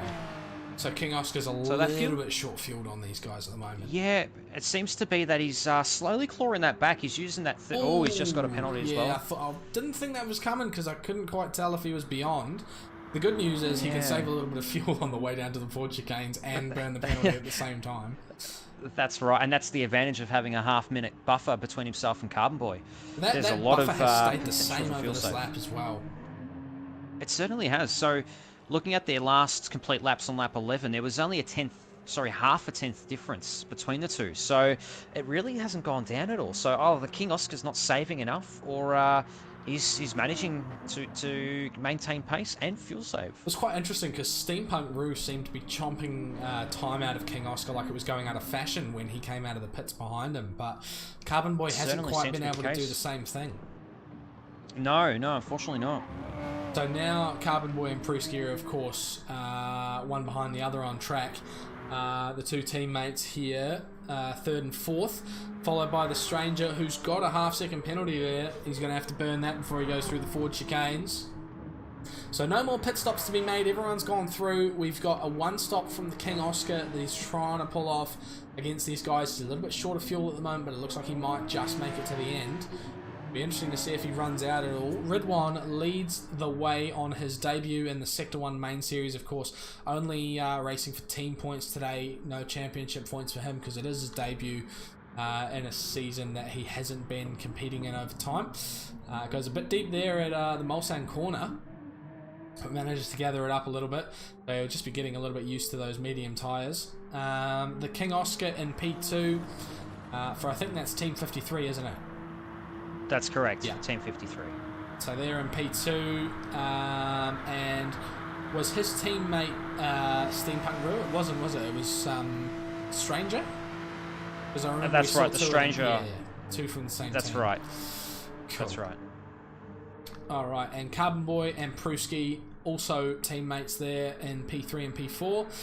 Stranger currently leads the Moth by 1.3 seconds. Been a good comeback by the Moth. Can he make it one more and take on the Stranger towards the end of the race? What are their kind of cars looking like as far as tyres and fuel are concerned? So the Moth's got marginally better tyres, but also has less fuel on board. He's got just under half a tank as opposed to the Stranger, as he runs wide with about 55%. And there we go. The Moth will be saying thank you very much on his final race. That certainly put him in slip range. And of course, yes, you're right. Aussie Hampton, this is their final round in Sector 1 for Aussie Hampton. And I think Death Grip Racing is the other one that's saying goodbye at the end of this season as well, as the Moth goes to the outside of the Stranger on the way down to the second chicane. Is it just those two teams that are leaving us at the end of this season? That's right. Yeah, both of those teams are departing Sector 1. Unfortunate to see them go, but it does open opportunities to anyone who is new to the franchise and wants to get involved. There are documents to fill out if you are new to Sector 1 and you haven't seen this before, and if you want to get involved on the Discord, make sure you join the Discord. It is down in the description below, where you can find our forms to fill out to get yourself into as either a driver into the community series or the main series, and potentially we are looking at team owners as well. Because of course we have 2 available slots for teams for the upcoming season as we make our transition to GT7. So the Stranger has not quite been dropped by the Moth there, and does retain the slipstream, so he might look to take that position back on the way down to the next corner. That may be the case, but one thing they've got to look at is Pruski up ahead is losing massive amounts of time. So the Moth is less than 3 seconds now, and that gap is constantly closing. So for all we know, the Moth, along with the Stranger, could be fighting for P4. Here we go. The Stranger's getting close. He lifts, though, on the way into Indy. So nice and careful. Comes in a bit late on the brakes, and that's a big shunt. That puts them off almost into the gravel. It's lost them both a bit of time, but the Stranger clearly with an obvious redress there, so he's done everything he needed to do. Obviously a mistake on the way in, just carried a little bit too much speed into the apex. Thankfully, the Moth did not end up all the way off the track. He just went a little bit wide of the apex there and managed to gather it back up. But that's a bit of a sigh of relief for Pruski there, who gets back up to 4.5 seconds just about. That's right. So he'll be hoping and praying that those two start battling it out. And Pruski will be trying to gap him at the same time. Just looking a bit up ahead at the King Oscar. So he's just gotten onto a quarter of a tank fuel. So those tyres are starting to hurt as well. The car's starting to slip and slide here and there. Yeah, it'd be interesting to see. Carbon Boy's got about an extra 5% in the tank. So that might be seems to be that the strategy is starting to starting to converge and starting to narrow up a fair bit. And although Carbon Boy's interestingly, the gap's actually stretched out a bit. So last I remember, it was 32 seconds between the two of them. It's 33.7 at the moment. Yeah, so it's very much stagnating. Carbon Boy can't seem to make any inroads up to King Oscar, so perhaps they're both on a fuel save at the moment, although Carbon Boy, it sounds like his fuel's pretty good. Yeah, it seems to be the way for both of them, but as you said, Carbon Boy's got a fraction more fuel, and tyres are miles better as well, so I'd be surprised if he doesn't eat into that gap in the next 2 laps, but then again, who knows? That gap's still coming down for Pruski. The Moth is certainly making inroads here. He's pulled away from the Stranger pretty comfortably there as well, so he's put a bit of daylight between them, so another penalty for Pruski perhaps before the end of the race. Ooh. Considering what we've seen so far from him, I would not be surprised if it did happen, but that's probably what the Moth's going to be hoping for at the moment. From 1.8 seconds back, although he is making inroads, and with a lap to go at the end of this particular lap they're on at the moment, I think they'll make it around one more time. With just under 4 minutes on the clock, and they're already on the way down the Mulsanne. Probably going to see 15 laps for these guys. The Moth now down to 1.6, 1.5, carries a bit more pace through that first chicane, so getting close to the Tamar car. Certainly is, and it seems to be that they're already playing games with the slipstream. Pruski would move to the completely opposite side of the straight to try and hopefully break the toe. So Pruski is well and truly aware. He may not be close enough, but he's certainly looking aware at his mirrors, of what's going on. Definitely. Yeah, defensive, textbook defense from Pruski, as we normally see. He's one of the hardest people to pass in all of Sector 1, which has earned him the nickname Wide Hips. Very popular driver amongst the Sector 1 guys. He hasn't had the best race so far, but he's definitely going to put in one last effort to keep the Moth behind, who appears to have better pace at the moment. We'll see what comes of it as they head down towards Mulsanne Corner for the 14th time with one more round remaining. Comes through, goes a little bit deep again. He keeps going a little bit deep at that corner there. It might be due to the dirty tyres he's picking up on the outside of the Mulsanne straight, because you can pick up dirt and reduce your grip if you go out there too far. But he's managed to keep that gap just about 1.2 seconds there to the Moth behind, but he is closing still. Are either of these guys a little bit worse off for fuel? Pruski's just marginally worse on fuel, but tyre life is in the favour of the Moth. So yeah, it's more or less a dead heat. Okay. So, he's lost a bit of time there as well, the Moth. It was down to nearly a second, it looked like, but up to nearly 2 now. So Pruski's had a really good Indianapolis and Arnage there. Really good. It's just over 2 seconds now. Great work. Yeah, it seems to be the Moth. It seems to be that he just braked a fraction earlier compared to Pruski. Probably just trying to make sure that he didn't overcook it and lose the chance of potentially getting 4th place. Yeah, Pruski's in full push mode at the moment based on that onboard and what we've seen so far. Up the front, Red One's got himself another penalty as he comes down the Mulsanne for the final time. 1:30 left on the clock. Does he burn it here? He does, so he's figured out the rules now. Someone's got on the radio to him, that's for sure. So he's going to make his way around the final lap. Bit of a glory lap for him now as he heads around. Can just put the hazards on and wave out the window at the crowd and the marshals who are there. Photographers, of course, you can see them on the left side of your picture there. King Oscar and P2's managed to hold that 33-second gap to Carbon Boy. Now, do you think that he's going to make it around this lap based on his fuel numbers? I think he will. They've more or less got the same amount of fuel between the two of them, so I'd say he's going to make it work. Well, great one stop there from King Oscar. Got himself a P2. We will never know if it would have been enough to hold off Rue as we had him in before his disconnect. But he's managed to hold on to that P2 either way. So a fantastic turn of the strategy there for King Oscar. We saw some people trying to make it work last week. It never quite paid off for them, but it looks like King Oscar's made it work for him this time around. So we do expect him to make it to the end on these ones. So the Stranger will go around one more time down in P6 there. Killer on the loose. Comes through the chicane for the 15th time, so he'll get to do this lap.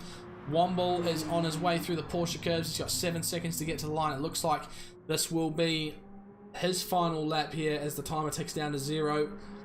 Womble of Red Mist Racing in the fantastic looking old school green beacon livery. Comes through the Ford chicanes for the final time. That'll be his final race for season 6 of Sector 1 Sim Racing. And there we go. Checkered flag for Womble. P9, Petey Pops. He had a great start to the race, but unfortunately fell a little bit short with the luck factor on the way down towards the end. And he spins out of the final corner as well, loses out to the Kazi one. Oh no, commentator's curse, alive and well. Kazi goes across the line for P9 there. Petey Pops will take P10. We'll have a look at Red One now, who is approaching the Ford chicanes. Through he comes. No penalties on board. It's been a dominant performance from the Auto 1 driver. He'll take some fantastic teams points. I'm sure there'll be an investigation for his penalties from earlier on because he failed to burn them in the correct position. But a great win there for Red One. And I think that puts him in good stead heading into Group A Super Cup potentially in the near future. King Oscar coming out of Arnage now. A little bit of ways to go. Is he on the fuel light yet? The King Oscar is on the fuel light. He's got about 5% left in that tank. Just having a bit of look further at, we're having a bit of a look further down the pack. The Moff and Pruski are more or less there. That's really closed up between the two of them. You only got half a second. Here we go. This could be getting interesting. We'll have a look at King Oscar as he comes across the line when he does get there. But the Moff is now very, very close to Pruski. Is he going to go for a move here? Pruski's surely going to defend the inside here. He's got to. Oh, a bit of a bump there from the Moff, so either couldn't make up his mind or wasn't too worried about passing at this point. They come into Indianapolis. Leaves him plenty of space there, does the Moff. King Oscar is on his way to the Ford chicanes. Womble's already crossed the line, so that's his 9th place all sorted. Or 8th place, rather. King Oscar comes through the final Ford chicane for a fantastic second position. The only one stop of the race, and he made it work. Great drive from King Oscar there. Carbon Boy also coming through the Ford chicanes. We'll have a look at Moff versus Pruski quickly while we wait for him to approach the line. It looks like Moff's not quite going to be close enough. He's not going for a move here. No, the 7 seem to have held stations. Didn't really make a fight of it, did he? He didn't really attack too much on the way into the Indianapolis corner as Carbon Boy comes across the line for a fantastic 3rd position. I'm sure he'll be happy with that. Managed to get himself on the podium there. Pruski now approaching the Ford chicanes as well. He's 1.7 ahead of the Moff. Is the Moff struggling for fuel at all? No. So the Moff's actually got more fuel than Pruski, and neither of them are struggling. So might have just made a few errors along the way potentially, or Pruski's just had a really good final set of corners, one or the other. Yeah, he's pulled out a big gap to them off there, 2.5 seconds. So really asserted dominance in the final stages, that's for sure. Moff in P5. The Stranger will come across the line in P6 as he exits the Ford chicanes here. Killer on the loose has just run out of fuel, so he'll be coasting along. Putt all the way to the line. Nice stuff. So Come on. carry the momentum through the Ford chicanes. Love that. You can just straight line him as well. Yeah, could do. I know you get reset for the last one, but yeah, there he goes. Across the line at 80 kilometers an hour. Interesting bit of information for you. On GT7, there is no 80 kilometers an hour from what I've seen so far. It just drops you to 0. You will run out of fuel and you will stop. So very interesting. Yeah, there you go. Got to be careful of that one for sure. So get your driver of the days into chat there. Red One with a victory. Great drive from him. Certainly a couple of things to talk about from that one. Oscar, of course, with the one stop managed to make it work, and it looks like he was the only one to make it work. Certainly was. Out of all the drivers from even Group A last week as well. Didn't quite work out for any of them either. So, Kazi and chat, want to say a big thank you to all of the racers who I've had battles with. It's been a pleasure. It's been a pleasure having and watching you, Kazi, and we wish you good luck in your real-life motorsport racing career that I'm sure you will be taking on very shortly. King Oscar, driver of the day, had a plan and made it work. He did stick to his plan, and he did very well, and he did make it work, of course. And Oscar as well from the Kazi one. So yeah, I think that strategy, bold strategy as well, the only one to go in a different direction, has certainly paid off for him, and definitely impressed a few people. So great stuff from them.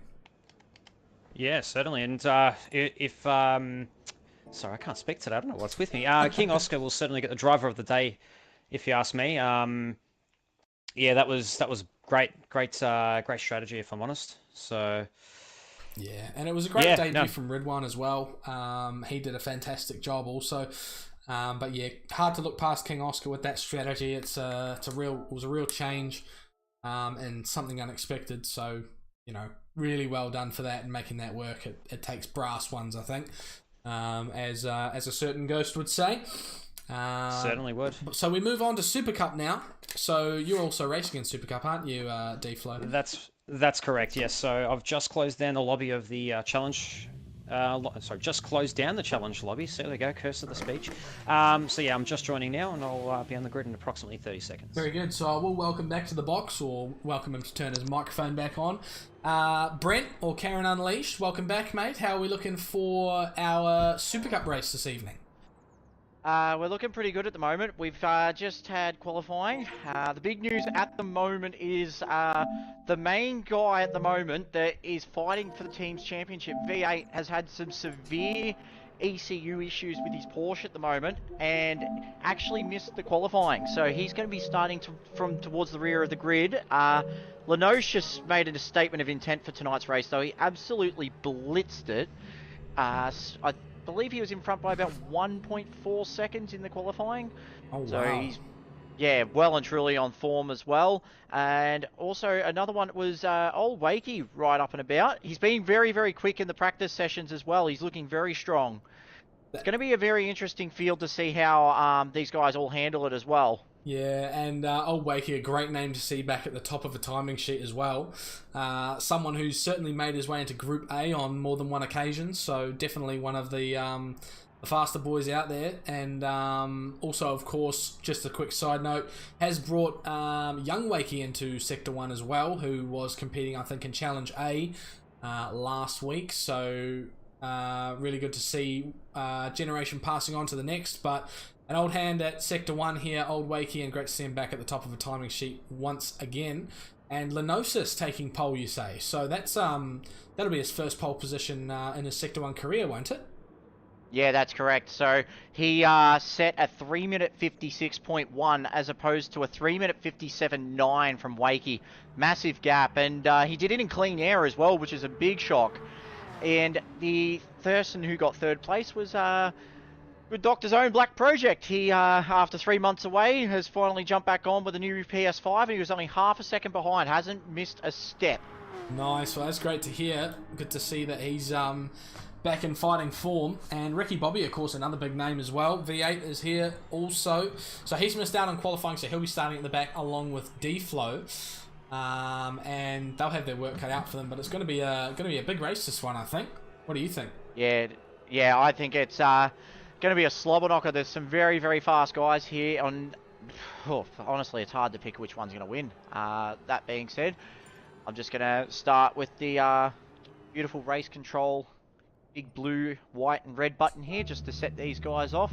Don't press the big white and blue button, mate. It's dangerous. We'll head down now to the track. The grid is all lined up, ready to rock and roll. Group B Super Cup, the final race of Sector 1 on Gran Turismo Sport here. The first look at the grid, Lenosis leads Old Wakey. That's Dadson Racing leading Aussie Hampton. Black Project and Race Fan take out the second row. DJ Brain and Ismail Truth in P5 and 6 respectively. Barry and Ricky Bobby P7 and 8. The lights are on. You see the red lights on the gantry over there.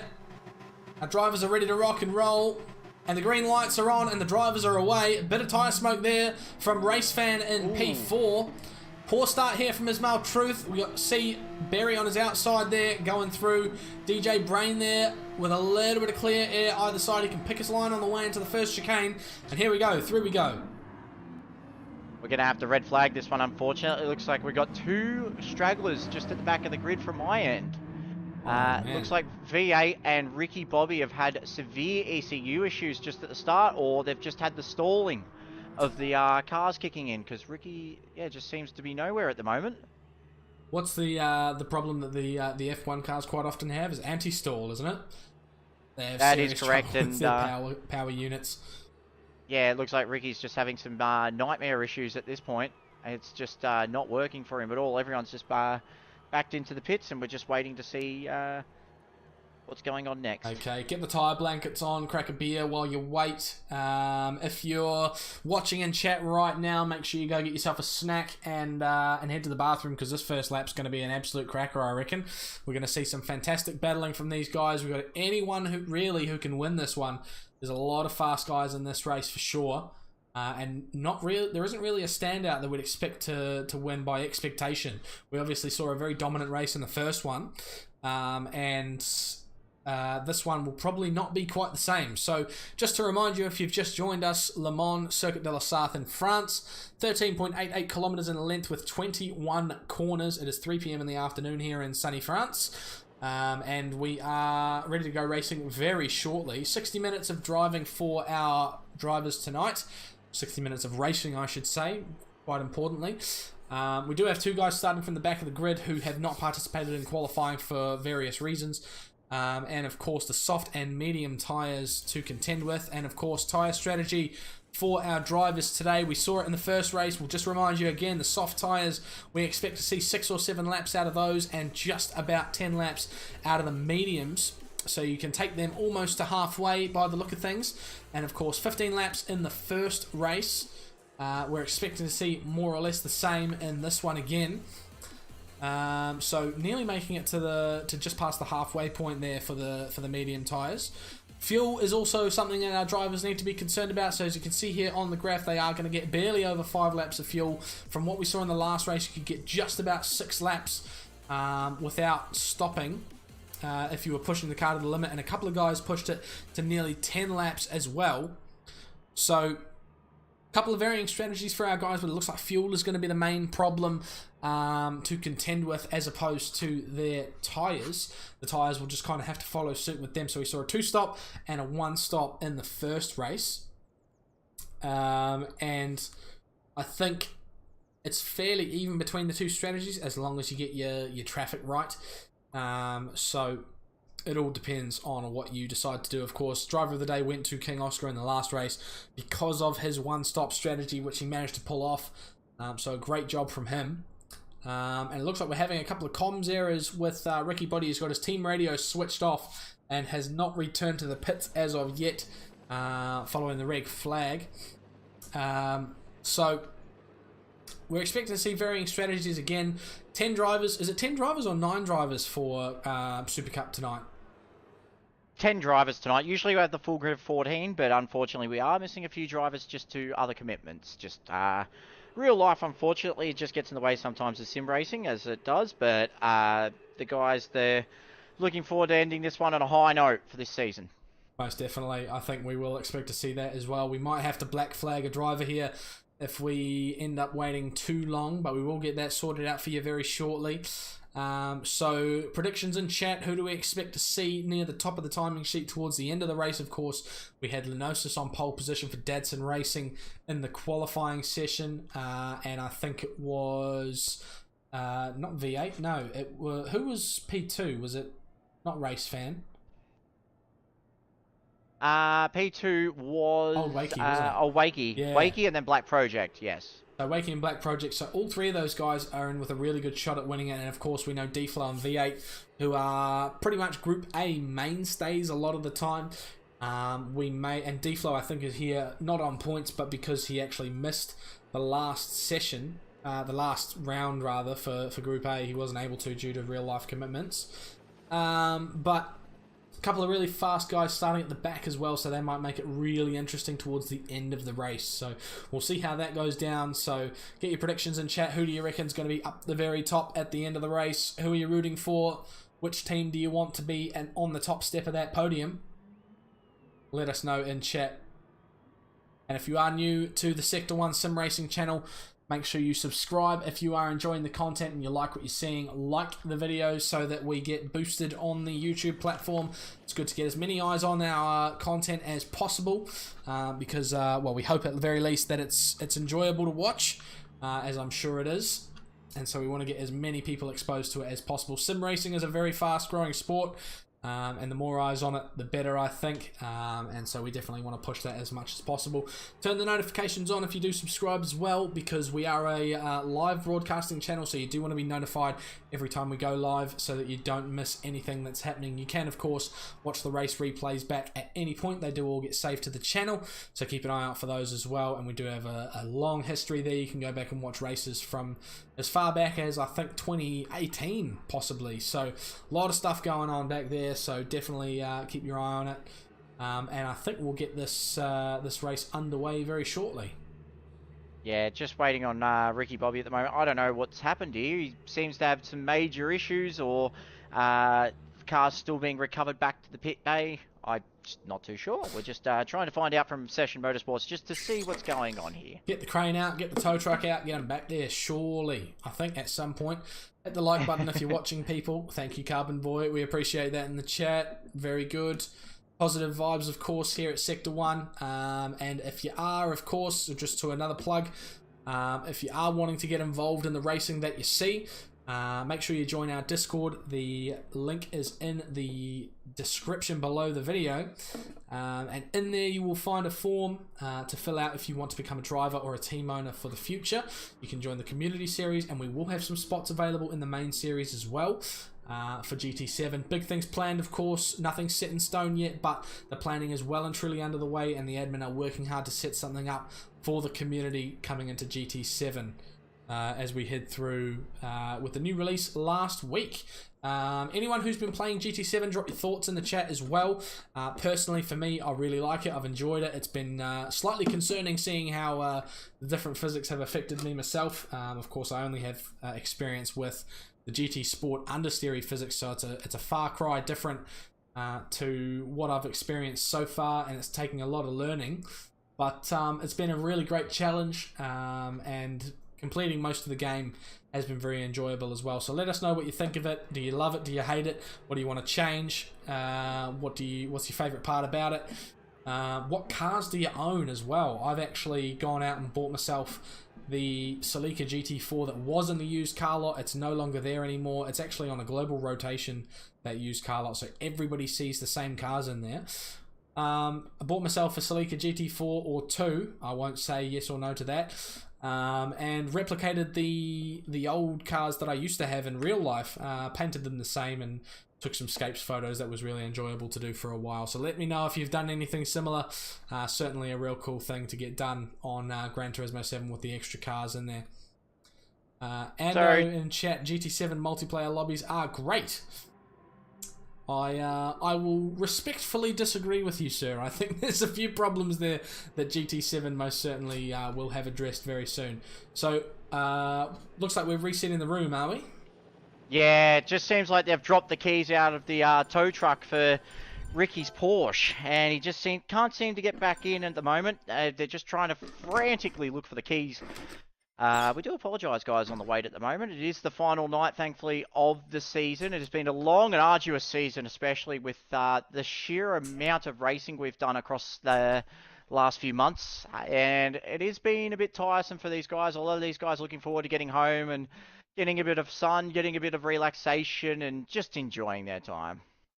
Yeah, yep, most definitely. And of course, moving into GT7 as well with what we've got here, it looks like, obviously because Sector 1 is a privately run league, we do operate in the lobby system, and with what Ando's saying in chat as well about the lobbies, not exclamation mark, yeah, the lobbies in GT7 currently need a bit of work, but it looks like on the positive side of the lobbies in GT7, they have completely revamped everything. They've completely started from scratch with the lobby system that they're operating in there. So they do have new bugs that they're working on at the moment. A couple of issues that a lot of people have picked up in the lobbies, including not being able to change settings without closing down the room. But on the bright side, it looks like they've resolved things like the pit glitch, where you get drivers spinning in the pits and drivers stuck on the grid as well. By the sound of things, it was easier just to completely start from scratch with the lobbies rather than try to fix those issues. So, of course, starting from scratch has caused other issues to come in their place. I'll tell you what, these guys are going to be quite anxious now. They've been waiting quite a while to get back on the track. And Ricky Bobby has found the keys back to his Porsche. Pruski's not too pleased that the tow trucks have left the keys just on the front straight there. And I don't know what's going on about that, but there's a bit of a kerfuffle going on. And yep, Pruski's walking away very angry at the moment. Someone's had a hole in their pocket there, I think, at some point. One of the tow truck drivers, perhaps, must have put a deeds can in it and blown a hole straight through the pocket. That is correct. So, I'm just not sure what's been happening. It's been a kerfuffle all the last race, but these guys are back in the lobby. We're getting them all sorted now. We're getting them all comfortable, getting them ready to go. Good stuff. And yes, Ando in chat talking about lobbies in GT7 as well. There are now penalty burn zones. So same as the online races and dailies, we usually have a set of gates on a track that force you to burn your penalty. But only in the online modes, and in lobbies you have to burn it manually by choice at any point by slowing down deliberately. They now have the penalty burn gates in lobbies that will force you to do a mandatory penalty burn. So no more having to enforce penalty burn rules in lobbies and in leagues such as Sector 1, which is, I think, great news. So a couple of positives about the lobbies, even though they're currently basically unusable. I'm sure they will be resolved before we kick off the first GT7 league, but we'll see what happens with them in the near future. So the drivers are getting back on track, the cars are fired up in the pits. I think we're about to go green, aren't we? Not too far away from it, that is correct. Sorting out the grid quickly, just making sure that Old Wakey's not starting in 5th and Black Project's not starting in 9th, because that will cause some chaos. And a message there from Ricky Bobby's teammate Carbon Boy, who raced in the previous race. I may or may not have punched a tow truck driver. So, oh god. Of course, we don't condone violence here at Sector 1, but I'm sure you can understand the reasoning when it comes to a tense race like this and positions that drivers are in. If you're having issues like that, if someone gets in your face, you may expect a little bit of angst from one person or the other. Okay. I reckon it's time to get these guys going again, and hopefully, cross fingers, that all goes well for them. That's an important one as well there, Mr. Bumcrack. Yes, there are pit lane line penalties rather. I have experienced them for myself. They are a 3-second penalty for crossing the pit lane line at the wrong time or too early on entry or exit. So, yeah, they're pretty strict, but I think it's a good addition. But in any case, we head to the grid for the Next Level Racing Porsche Super Cup. Here, the final round at Sector 1 Sim Racing on Gran Turismo Sport for the season. Lenosis on pole position, Old Wakey P2, Black Project, Race Fan, DJ Brain, Ismail Truth in P6. We'll jump on board with the Turkish driver. The lights are on. You can see them on the gantry there. They're green and the drivers are away. A great start there from Ismail Truth. Really good reaction time there, but Race Fans managed to hold it together. Oh no, and for the second time, V8's car is stalled on the grid. Oh no. We've had an issue again. Are we going to see a red flag for this one? Just double checking in, talking to my race control. And we may not red flag this one. We do have a second option, but these guys have been waiting quite a long time.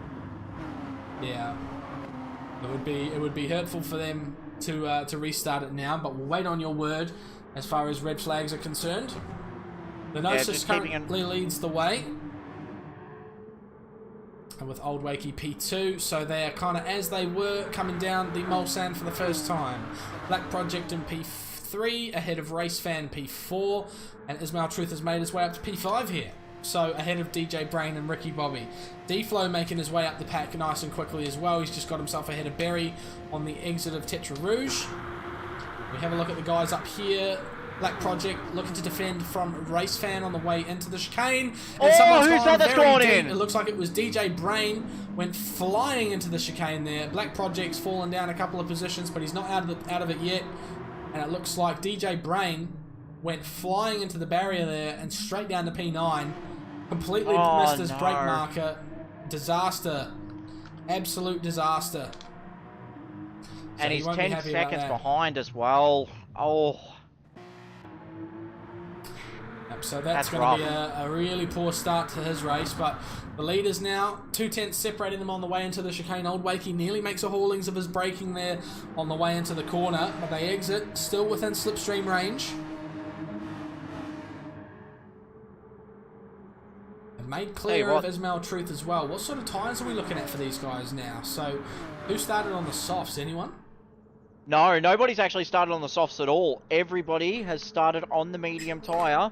And early days, but Old Wakey already has a slight fuel advantage on Lenosius, which could come crucial at this point in time.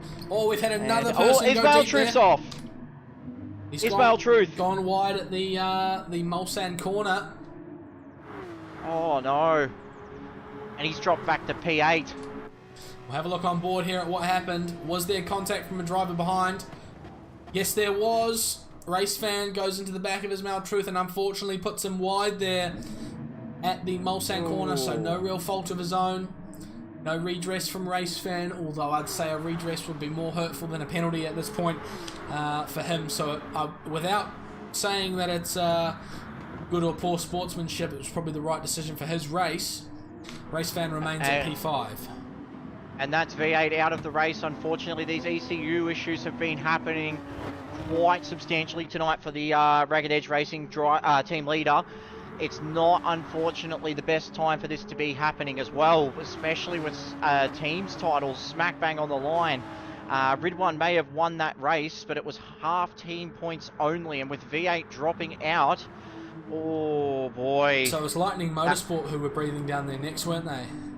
Yeah, they were actually in front by 44 points heading into this race, and V8 really needed to be in this one. I'm just going to get out the old abacus and do some soul searching, but have a quick look, because yeah, that may well have sealed the championship. But just in terms of race starts, Ricky Bobby up to P4. Yeah, he's done a good job here, Ricky Bobby. So another one of the Tamar cars, so they'll be scoring some fantastic points tonight as well. So they had two drivers in the previous race and, of course, one in this race who had trouble getting off the grid in the first run there, but he's managed to get it sorted now, so he's looking all good to carry on. So 1.7 seconds back from Black Project, but he's been making up ground all the way so far. So I think he might stand a chance of getting himself onto the podium here. Yeah, he's looking very, very strong at the moment. He's outlap, of course, 409.7, but there's not much to take off the outlap, of course. And, oh, Black Project just had to pull it up a little bit, while Ricky's got a half a second penalty. Ricky Bobby's got himself a half second. Yeah. Oh, no. So that's the first of many, I'm sure, for this race. It's that team is cursed right now. We saw Pruski getting multiple penalties in the previous race, so Ricky Bobby's got race fan right behind him. He's going to have to serve that penalty and cede the position to race fan. CP Motorsports driver, of course. Just looking at the commentary as well, just to hear it out at the fan base, and Dadson has chimed in and said just raced over to Troy's house and caught stickers on the electrical box with a pair of pliers. Oh man, yeah. That is rough. Cross team sabotage, you know, it's a high stakes championship. It's not something you can really put past these guys. I'll tell you what, if Old Wakey sits behind Lenosius like this, Lenosius has the speed to keep going, but Old Wakey, at the moment, he could just sip and sip and sip and sip on fuel, and he's doing a bloody good job of it too, because the fuel is just, he's starting to really gap it now. Yeah, so he's in a really good position here, and you can see by where he is, he was not gaining any time there in the slipstream. Like, the gap was maintaining exactly as it was to Lenosis in front. He's managed to get himself a decent exit there, so he's going to be safe. But by the look of things, he's short shifting and fuel mapping to match the pace of Lenosis in front while saving fuel. So a really, really good tactical move there from Old Wakey. I can hear a really early short shift there up to 6th gear. So definitely doing his best to look after that car as it is. So this will be a watching just gone up past Ricky Bobby. So up the second chicane there, D-Flow made a move up the inside. Ricky Bobby's going to try and fight it through the Mulsanne corner. As they head on to Indianapolis. Good exit there for D-Flow, but he's got to watch out for that slipstream slingshot from Ricky Bobby, of course. Shake and Bake's his favourite move on track. I think that's his entry message as well, so he's going to be looking to do a slingshot here along the back straight. No, he goes for a bump draft instead, so putting his NASCAR experience to use here. Pushes D-Flow along. Ismail Truth has a penalty, half a second, which means Berry is really going to have a chance here to get another position. Ismail's Truth goes from bad to worse, unfortunately, so he's been pushed off at the Mulsanne corner, unfortunately, and now he's got himself a penalty, so he'll have to serve that on the exit of Arnage as well. Just looking at DJ Brain here, he may be P9 at the moment, but he is chirping into that gap. It's dropped down to 7.5 seconds, and when he went off, it was just over 10. Really making time up at the moment. He hasn't served his penalty there. I don't know if he has to serve it here or later. I think he's just looking for the right spot to do it. Of course, we've got the 3 straights down the Mulsanne, in which you can go offline and burn it there, or you can burn it on the straights of Indianapolis there, as long as it is safe to do so. So through here, through the Porsche curves, probably wouldn't burn it just through here, just due to the way that the track works. It is basically one line through here. He can pull off at this moment, or along the front straight. But here's where I was going to see it. Might be here. Was he going for a move? He is. Up the inside of Ricky Bobby. Now that would normally, I would say that would be a great move, but I think he's just gone past a burn zone without burning a penalty. So he's got to burn that penalty. Just on the front straight here would be the best possible spot. I think he's just going to keep going though. Yeah. Yep, so we've seen this in the first race as well. Ridwan not burning the penalty in the specified burn zones that the drivers are briefed with prior to the race.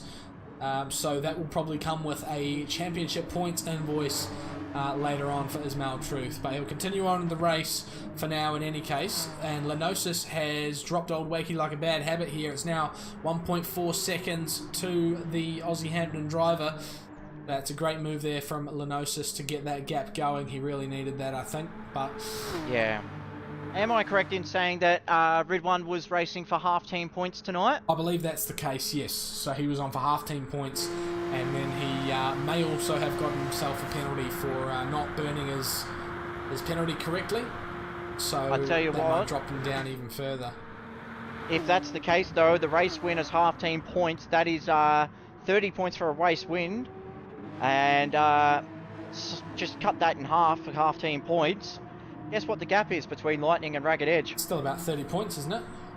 No, it's 15 points. And if Ridwan's racing for half-team points, and the gap is 15 points between the two teams, it's a drawn game at the moment. Wow. Well, that would have meant that Troy's absence from the final race was very crucial in the team's championship there. Yeah, that's correct. And if he actually started and cut a few laps, it'd be Ragged Edge's easy. But the thing is now that V8's not in, and that race is done, it all depends on if any points are going to be handed to Ridwan for that one, because if they are, Lightning Motorsport will win the team's title, but as it stands, it's a draw. Wow, so tied on points. So what's the tiebreaker? Like a team v team, 4v4, yeah. or special event? Yeah, that's going to be an interesting one. Guys in chat, do you want to come up with an idea for us, whether it be BattleBots and Ragged Edge versus Lightning Motorsport with the BattleBot, or drinking competitions? Not that we condone those here at Sector 1. Drink responsibly, of course. But plenty of beer sponsors on the cars, so I think that's kind of something we need, to be honest. Yeah, to be honest, that's going to be a very, very tricky one to sort out, but we'll leave that with the powers that be, unfortunately. Have we ever had a points tie in the Drivers' Championship or the Team's Championship before? I don't believe so. I believe the closest in my memory, I believe, is a 2-point gap in the title race between Morgan and TX3 in the M6 days. But championship-wise, I think the closest as well has been the Ferrari season where Lucky's Lawn Care beat Deeds Racing by 10 points.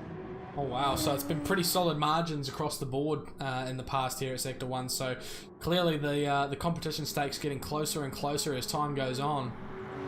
Yeah, and that's going to be another interesting little debacle. Do they sort it out via the amount of total wins for the squad, or do they sorted out by most wins just for the Super Cup, or because both of them have had champions in their respective categories. Of course, TX3 in the Super Cup, and in the Challenge you had Evil Evo. Oh wow, It's going to be just tricky. gets closer and closer, doesn't it? Yeah, there could be some form of countback system if you want to play it simple, but I like the idea of a rock paper scissors here from stickers. That could be a good way to sort out the champions. Mr. Bumcrack's also put a good point in. Does Red One get a team point for the fastest lap? Yeah, that's another thing as well. I believe driver points wise he might, but team points wise, ooh, might need a steward to come in. Where's Mo when we need him, aka Robocop? Ando's got an idea there. Music Rally off to decide the championship. So that's a GT7 feature for those of you who don't know. See who can get the highest score on a Music Rally. Solid idea. Yeah. Some people like it. Some people want to fall asleep to it. I don't know which one I prefer, but it is good fun. It is. I think it's a thing you try once. It's I'm very very firm in my opinion that it's a old man game mode. But I won't say that too loud. But anyway, back on the track. Just keeping an eye on Ismail Truth now, who's just burned his penalty. He just had to have it coming through the Dunlop curve, so I think GT Sports just burned it for him. He is up to P5 at the moment, and I'm just trying to keep tabs on Ricky Bobby and D-Flow, who has just dropped back a little bit.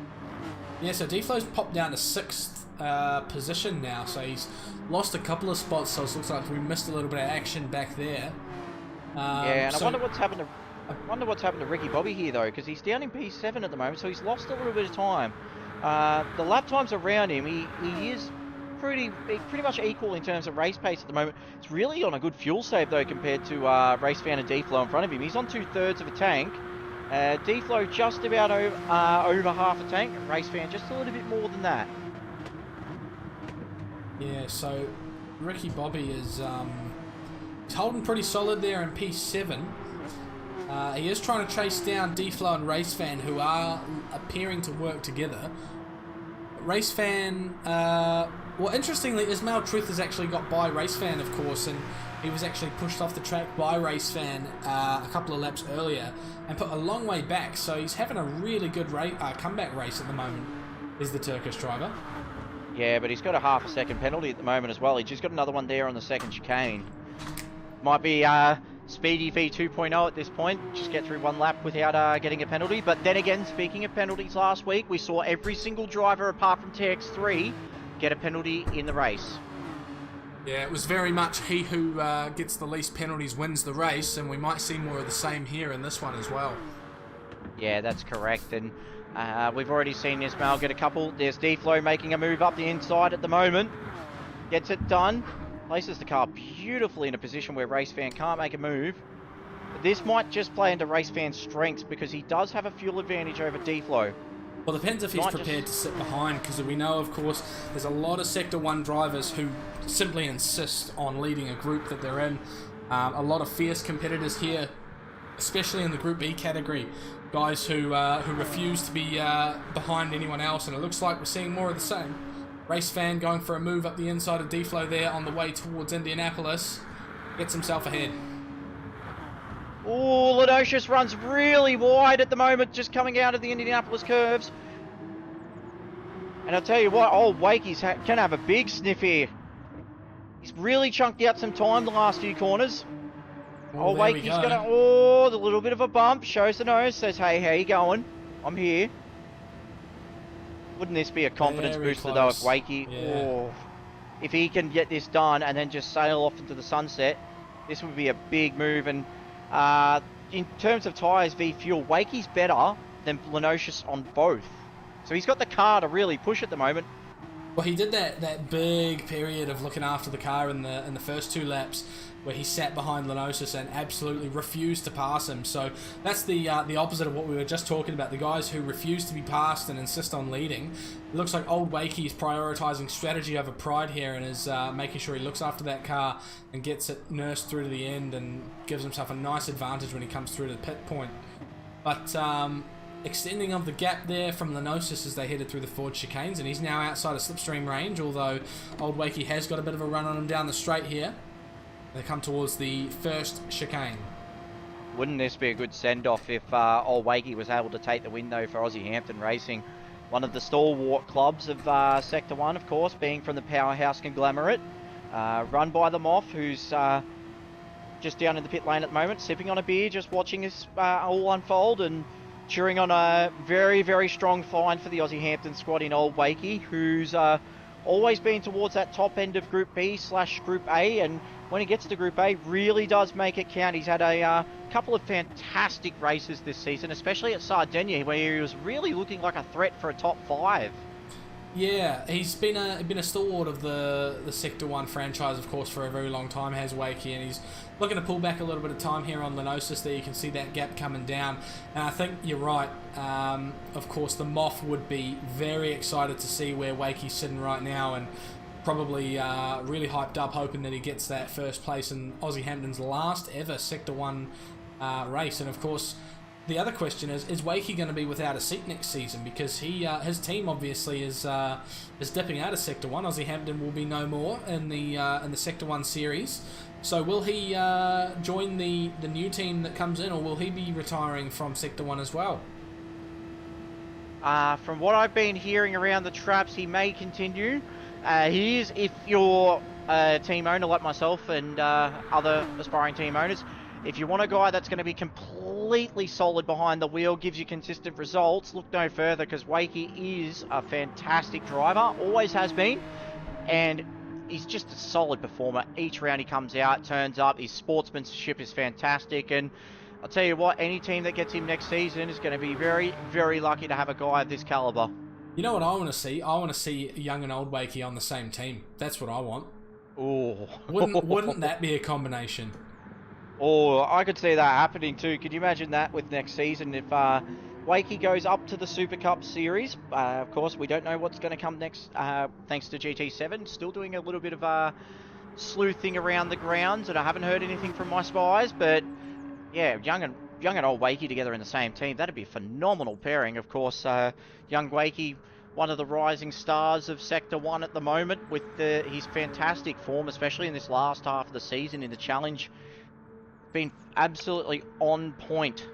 Yeah, and I think young Wakey's first ever Gran Turismo Sport race was actually a Sector 1 series community event.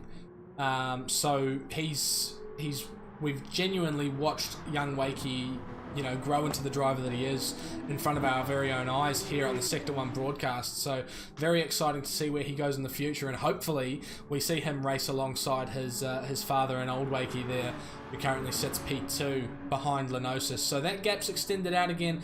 Looks like old Wakey's looking after the car, but yes, a very, very solid driver and an old hand at this. And I'm certain, as Womble says in the chat as well, plenty of teams would offer their seat to him in a heartbeat, I'm sure.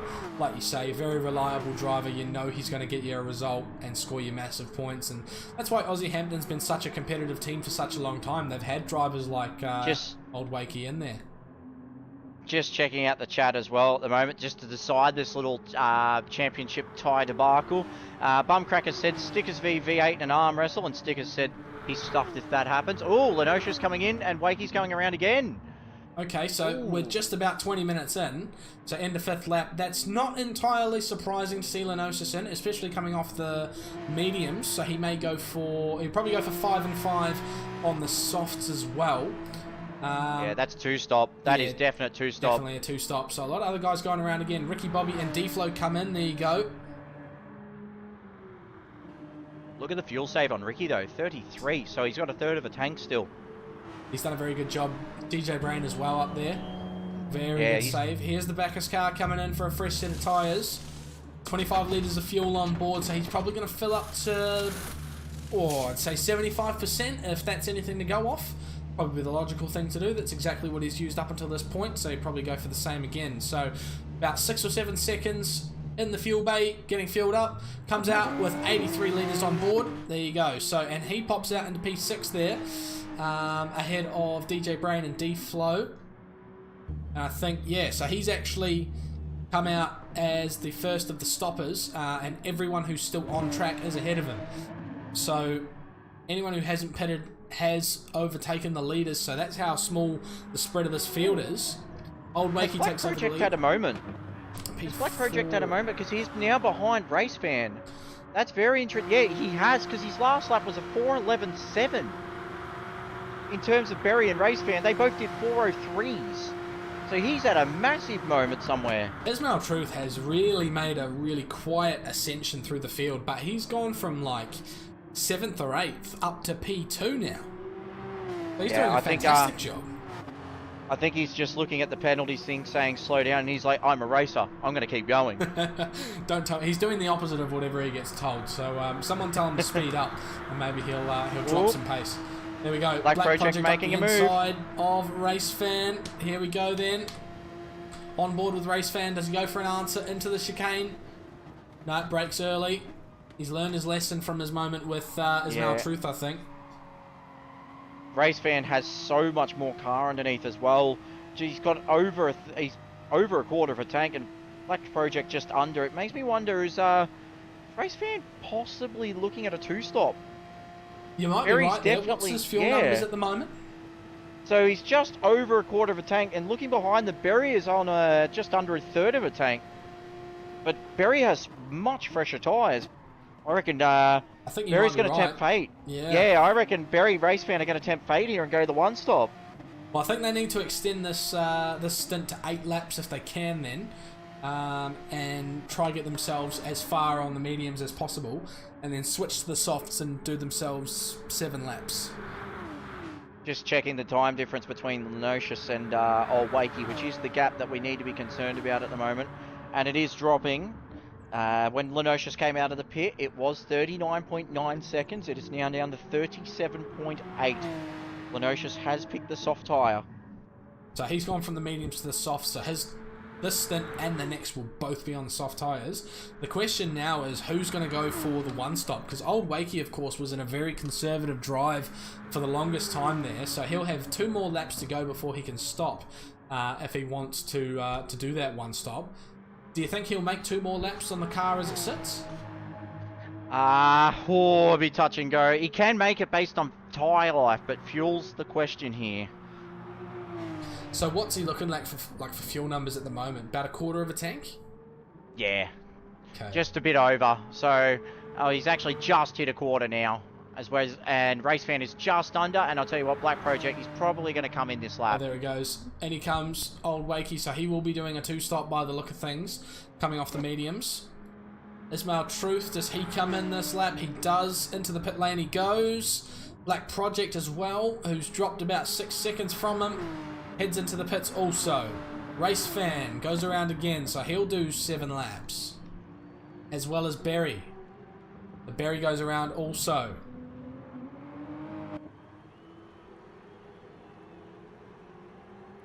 We have a look at the Aussie Hampton boys as they go to work on the Porsche 911 for Aussie Hampton Racing. New set of tyres on, so he came in with 13 litres on board. There'll be soft tyres going onto the car now, and he'll probably put in about 90% fuel, I would say. Oh, Lenosius is on the front straight, just passing the start-finish line. This is going to be tight. I think he's going to get him. Wakey hasn't moved. He's going now. He's well past. That's a nice clear advantage there. So the undercut proving to be effective for Lenosius there.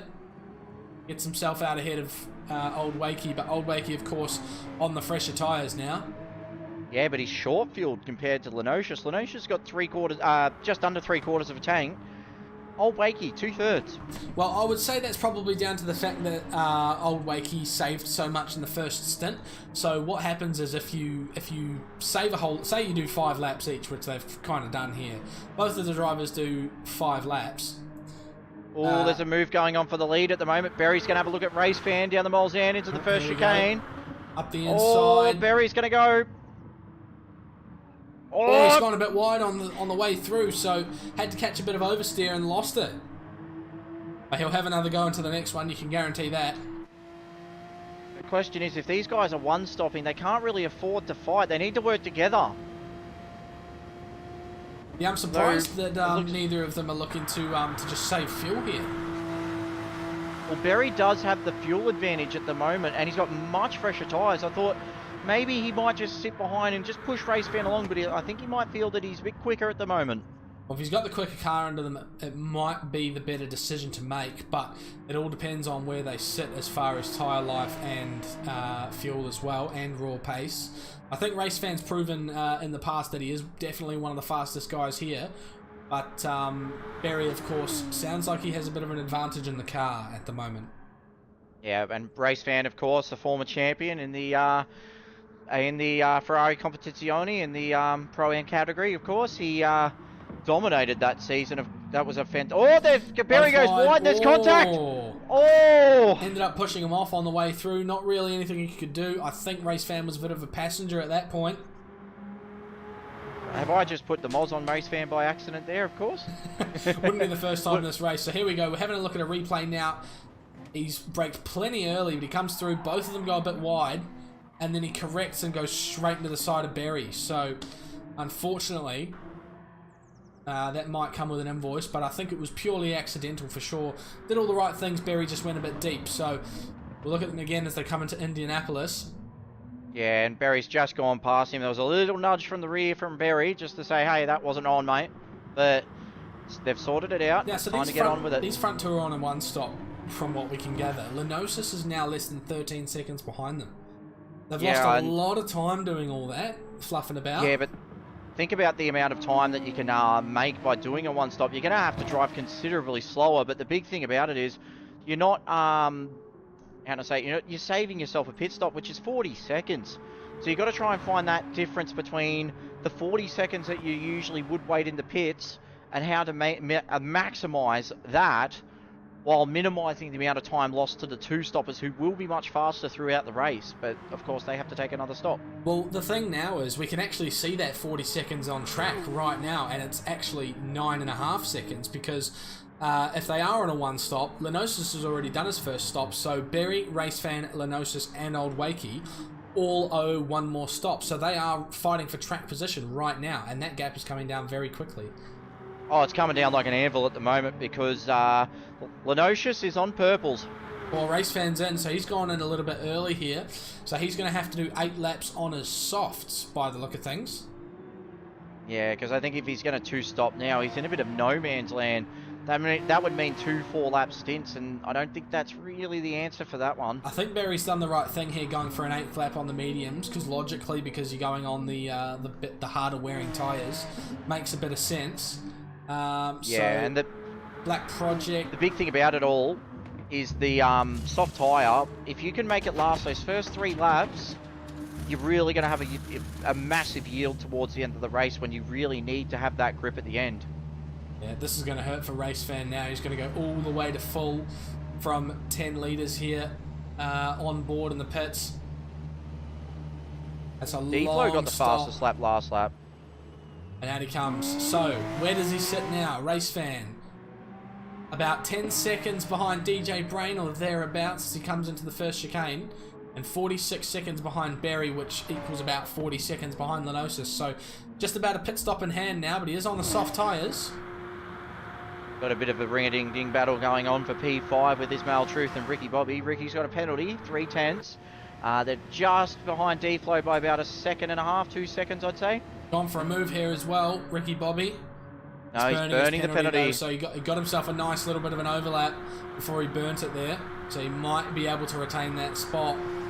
Yeah, and crucially, if he gets through this chicane good and has a good run, he'll be able to get back to the slipstream. So he hasn't really lost out. A little bit sideways on the way through, about a second gap. Not quite able to keep it together. So it's 2.3 seconds from D-Flow to Ismail Truth, and then 1.1 back to Ricky.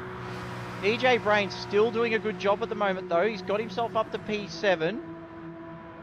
Tell you what, though, Black Project, he's right on his rear anchor. And RaceFan is 10 seconds behind, so that stop really hasn't worked out for RaceFan at all. He's already conserving fuel. I think he's all right at the moment, though. I don't think he's in too terrible of a position, but he will have to conserve fuel all the way through, even more than he did on the previous stint. So Black Project goes by DJ Brain there at the second chicane on the Mulsanne. When did Black Project end up down in P8? What happened to him? So he's had that big collision on lap 5, and then he's pitted on lap 6. He took on 3/4 of a just over 3/4 of a tank of fuel, and he's got new tyres on. He's on the medium compound now at the moment. Started on the medium, so he's done what I did last week by accident, gone medium. So he'll come home with a soft to finish. He'll have grip to get there, but is he trying? So he's gone medium stint twice. Yeah, that's, as I learned the hard way last week, not the right answer in terms of race pace. But if him and DJ work together, they could start catching Ricky. Yeah, so that is an interesting strategy. I wonder if he accidentally clicked the wrong tyre, but in any case, they'll continue on, I'm sure, and he'll work to keep that pace up as much as possible. He has got DJ Brain there to work with. Ismail Truth currently sits in P5. He's pulled a bit of a gap to Ricky Bobby, who isn't catching him as much anymore. Old Wakey still sits 2.2 behind Lenosis. The gap's come down a little bit, but not significantly. Can Old Wakey catch him up a little bit?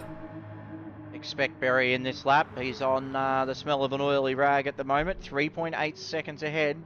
A nice run through the Porsche curves for Berry, but he will come in now with Short. Past the halfway point, well and truly. He's done 8 laps on the mediums, which I think is probably the best way to go about a one-stop. Through that final chicane, he goes into the pits. Lenosis will take over the lead of the race, or retake the lead of the race as he had it before his first stop. Still owes us 1, so 7 minutes or so away from coming in for a second time. And the gap from Race Fan up to Lenosis is now 40.6 seconds, so about a pit stop. So we'll see now, or when Lenosis comes back in, if that gap comes down at all, or if Race Fan can get himself ahead. I don't know if he's quite close enough though. We've just been checking with the fan base, of course, and a couple of ideas to sort out this Lightning v Ragged Edge stalemate. One of the suggestions from Carbon Boy was a 2v2 race with Fiat 500s at Bathurst. I like that. Ando's questioning if the Fiat 500 will stall going up the cutting, which would be a pretty valid point considering they have about 2 horsepower.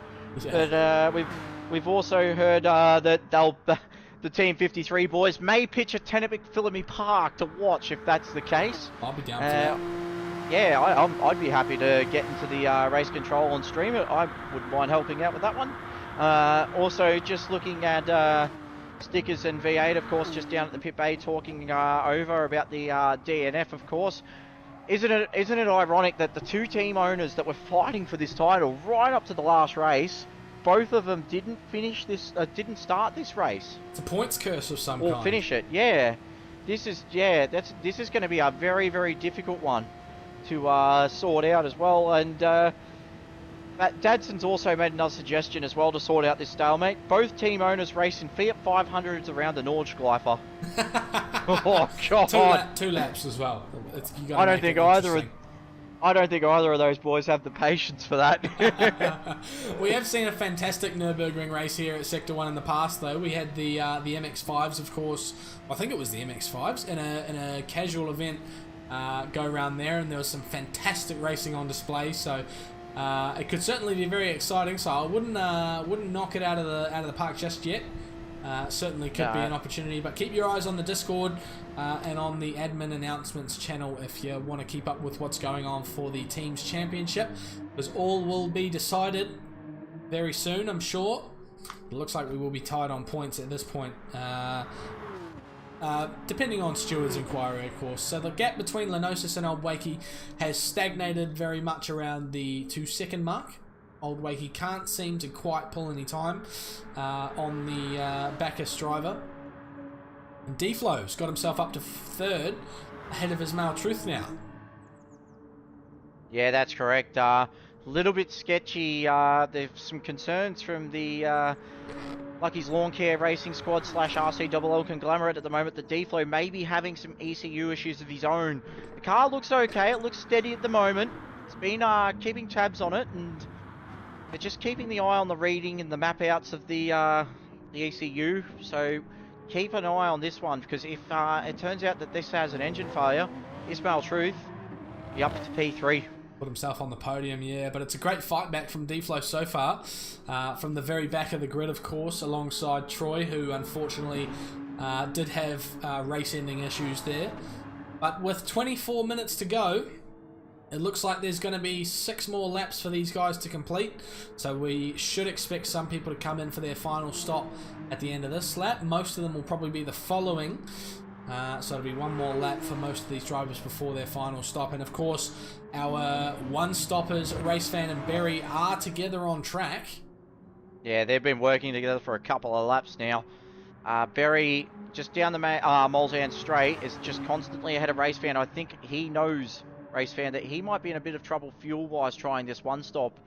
He didn't full fuel, I believe, and the tyres, he's got the softs on, they look good. He's looking after him, but he just needs, if he doesn't stick behind Berry and hold this slipstream, he's going to be in serious trouble. Yep, and the Porsche curves is where you will lose the slipstream, because that's where it becomes dirty air and starts slowing you down instead of helping you. So he has to keep it together here, keep it nice and tidy, no penalties on exits as well. You go a little bit wide there and you will get an invoice. 0.7 in a second now, the gap. Just checking the gap between the leaders has completely dropped to 1 second now. Lenosius set a 3:58.3 and has a penalty, half a second. There we go. That's probably a change for the lead right there, I think. And that's dangerous because Old Wakey is on an absolute flyer at the moment. He set the fastest lap of the race with a 3:57.7 on lap 9. Oh, this is gonna hurt. You gotta burn it, Lenosius. You gotta burn it. That's no burn on the way into the chicane. No, I think he's gonna do it cleverly. Oh, there we go. He's done a very good job there. That's fantastic. He'll hold. So he's done it at towards the very end of the corner where wiping more of the speed off, you actually lose a bit more of the time than you would just in the middle of the straight. He's been able to hold the lead as a result, but he's got Old Wakey right up his rear end. I think he's done exactly what he needs to there. He's burned the penalty safely in a position that he needed to, but kept position as best he could, but he can't hold off the charge of Old Wakey as he dives up the inside on the way into the second chicane. Old Wakey's going to take this position, and I don't think there's much that Lenosius can do about it. He's got the inside line, through he goes. Lenosius might try hold it around the outside, can't quite do it, and he cedes the position and drops into P2. Old Wakey for Aussie Hampton takes the lead of the final race of the season here at Le Mans Circuit de la Sarthe in the Porsche 911 RSR for Aussie Hampton Racing. Keep an eye on the tyre life though. Lenosius is in real trouble on tyres. Old Wakey though, he's more in trouble with fuel because Lenosius has quite an advantage over Old Wakey in terms of the fuel. They fight coming into the Mulsanne corner. Saw there Lenosius get nice and close. Big sideways moment from him there. Gets a little bit skittish on the exit, but he got nice and close and then let off really early, so saved himself a little bit of fuel there. So perhaps Lenosius and Old Wakey are reversing the roles here. Old Wakey's going to lead the way while Lenosius looks after the car and saves his fuel. No, he dives up the inside. There we go. I'll stop talking because I'm clearly wrong. Lenosius goes ahead. He's ahead and cuts across the nose of Old Wakey there before Indianapolis. Nothing that Old Wakey could do there. It was all said and done before the corner came up, but he stays in range and he'll probably have an answer for him on the way towards the Porsche curves. Tell you what though, what a season from Dadson Racing. Kiwi Raikkonen, what a find. He's just phenomenally quick. Third in the Porsche Supercup against TX3 and FSR Corgi is nothing to sneeze at. And as a result, it's propelled Dadson Racing up into the top 3 of the Teams Championship. Their best season in a very, very long time. You look here, we've got them side by side on the way into the Porsche curves. Old Wakey on the inside manages to take the position. There's no real fight there from Lenosius, not much that he could do as they head through for the 10th time, and they'll probably be coming into the pits this lap as well, won't they? That's correct. I reckon Lenosius will have a fuel advantage here. Oh, he's cut a lot of that corner there. Is there going to be an invoice? Oh. As long as you stay on the curb, you're okay, so I think he'll be good. There we go. Wakey coming in. Yep, this is it. There we go. Into the chicane at the pit lane. Oh, I'll tell you what, Lenosius went real deep on the brakes there. There's only 4 leaders to separate these boys, so whoever comes out first, I'll tell you what, they're going to have to work hard, these two. I think Wakey's going to come out first because his average lap count, according to his fuel, will be a bit lower than Lenosius's. Oh, that's a hard word to say. So top 5 will come in. DJ Brain will probably come in as well. Yep, there you go. P6 and Black Project will come in as well. So Berry and Race Fan coming around the Porsche curves now. These are the two we need to keep our eyes on. These are our one-stoppers. Now, I don't think these guys are quite going to catch them, but there has been a bit of fighting in that last lap. It'll be very interesting to see. You say that there was a 34.6 second gap, so I reckon Berry, he may just pop out ahead. LeSarthe and Old Wakey are on the move. There they go, and they're only just exiting the final chicane. You can see them in the background there, so they are not going to challenge these guys because they're both on the softs. They're fresh. They've got enough fuel. They don't have to save. Berry and Racefan have not been able to make this strategy work and get themselves up to where they needed to be. Tell you what though, in terms of fuel and tyre life here, Berry, he may have a little bit more wear, of course, compared to the two that have just come out of the pits with brand new tyres, but in terms of fuel, he's even with LeSarthe. He may be able to just push away from Racefan a little bit and just secure this third position, because Racefan, he's on 2/3 of a tank and he's used those tyres quite a bit more, especially that left rear. It is looking very sad compared to the way that Berry's looked after that one. Yeah, I think Berry did a really good job going that extra lap on that first stint, and that's going to make his life a lot easier for the second. Looking at P6, Ricky Bobby. So he's gotten past Ismail Truth, who was P4. Yeah, I wonder what's happened to him. Perhaps he had an issue with his strategy. Didn't quite get his fuel numbers right and had to overfuel for the last stint. And he's got a penalty again as well, Ismail Truth. That's what's hurting him. He is getting a couple of penalties at the moment, isn't he? So Ricky's underfueled. He's just under 3/4 of a tank, and we've got to move for the lead. We've got to move for the lead. LeSarthe just goes up the inside on the way down to the chicane. It was crucial for Old Wakey that he breaks the toe on that pit window that they had earlier, but unfortunately he hasn't quite been able to do that. And the slipstream has just gained LeSarthe, or regained LeSarthe, the lead here. So this battle is far from said and done. Old Wakey's been better on the later half of the stint. He's been able to really look after the car, and when he comes back to LeSarthe, he's been able to attack. Whereas LeSarthe has that early style race pace. He's got very, very quick off the first 2 or 3 laps of a stop, but then just seems to falter away in terms of tyre life. Yeah, they get very close to each other there on the way into the Mulsanne corner. Collects the bollards on the way through as well, does LeSarthe, but he's got a great exit there. That might stop Old Wakey having a go at him on the way down to Indianapolis. But this is going to be a fight to the very end. Old Wakey just needs to stick with him as long as he can until he gets that, better car condition that you were just talking about. He looks after his tyres and fuel enough so he can push for the last lap or two. That's when the battle will happen. Another thing to keep an eye on at the moment is D-Flow. He's only 3.3 seconds behind Racefan at this stage of the race. Don't forget, our 2 one-stoppers. D-Flow has a fresh car under him and a full new tank. And he's looking very quick. He's got a couple of very, very fast laps this race indeed. He's been in the 358s, 359s, and his fastest lap, 357.1. But that was an outlap, I may say.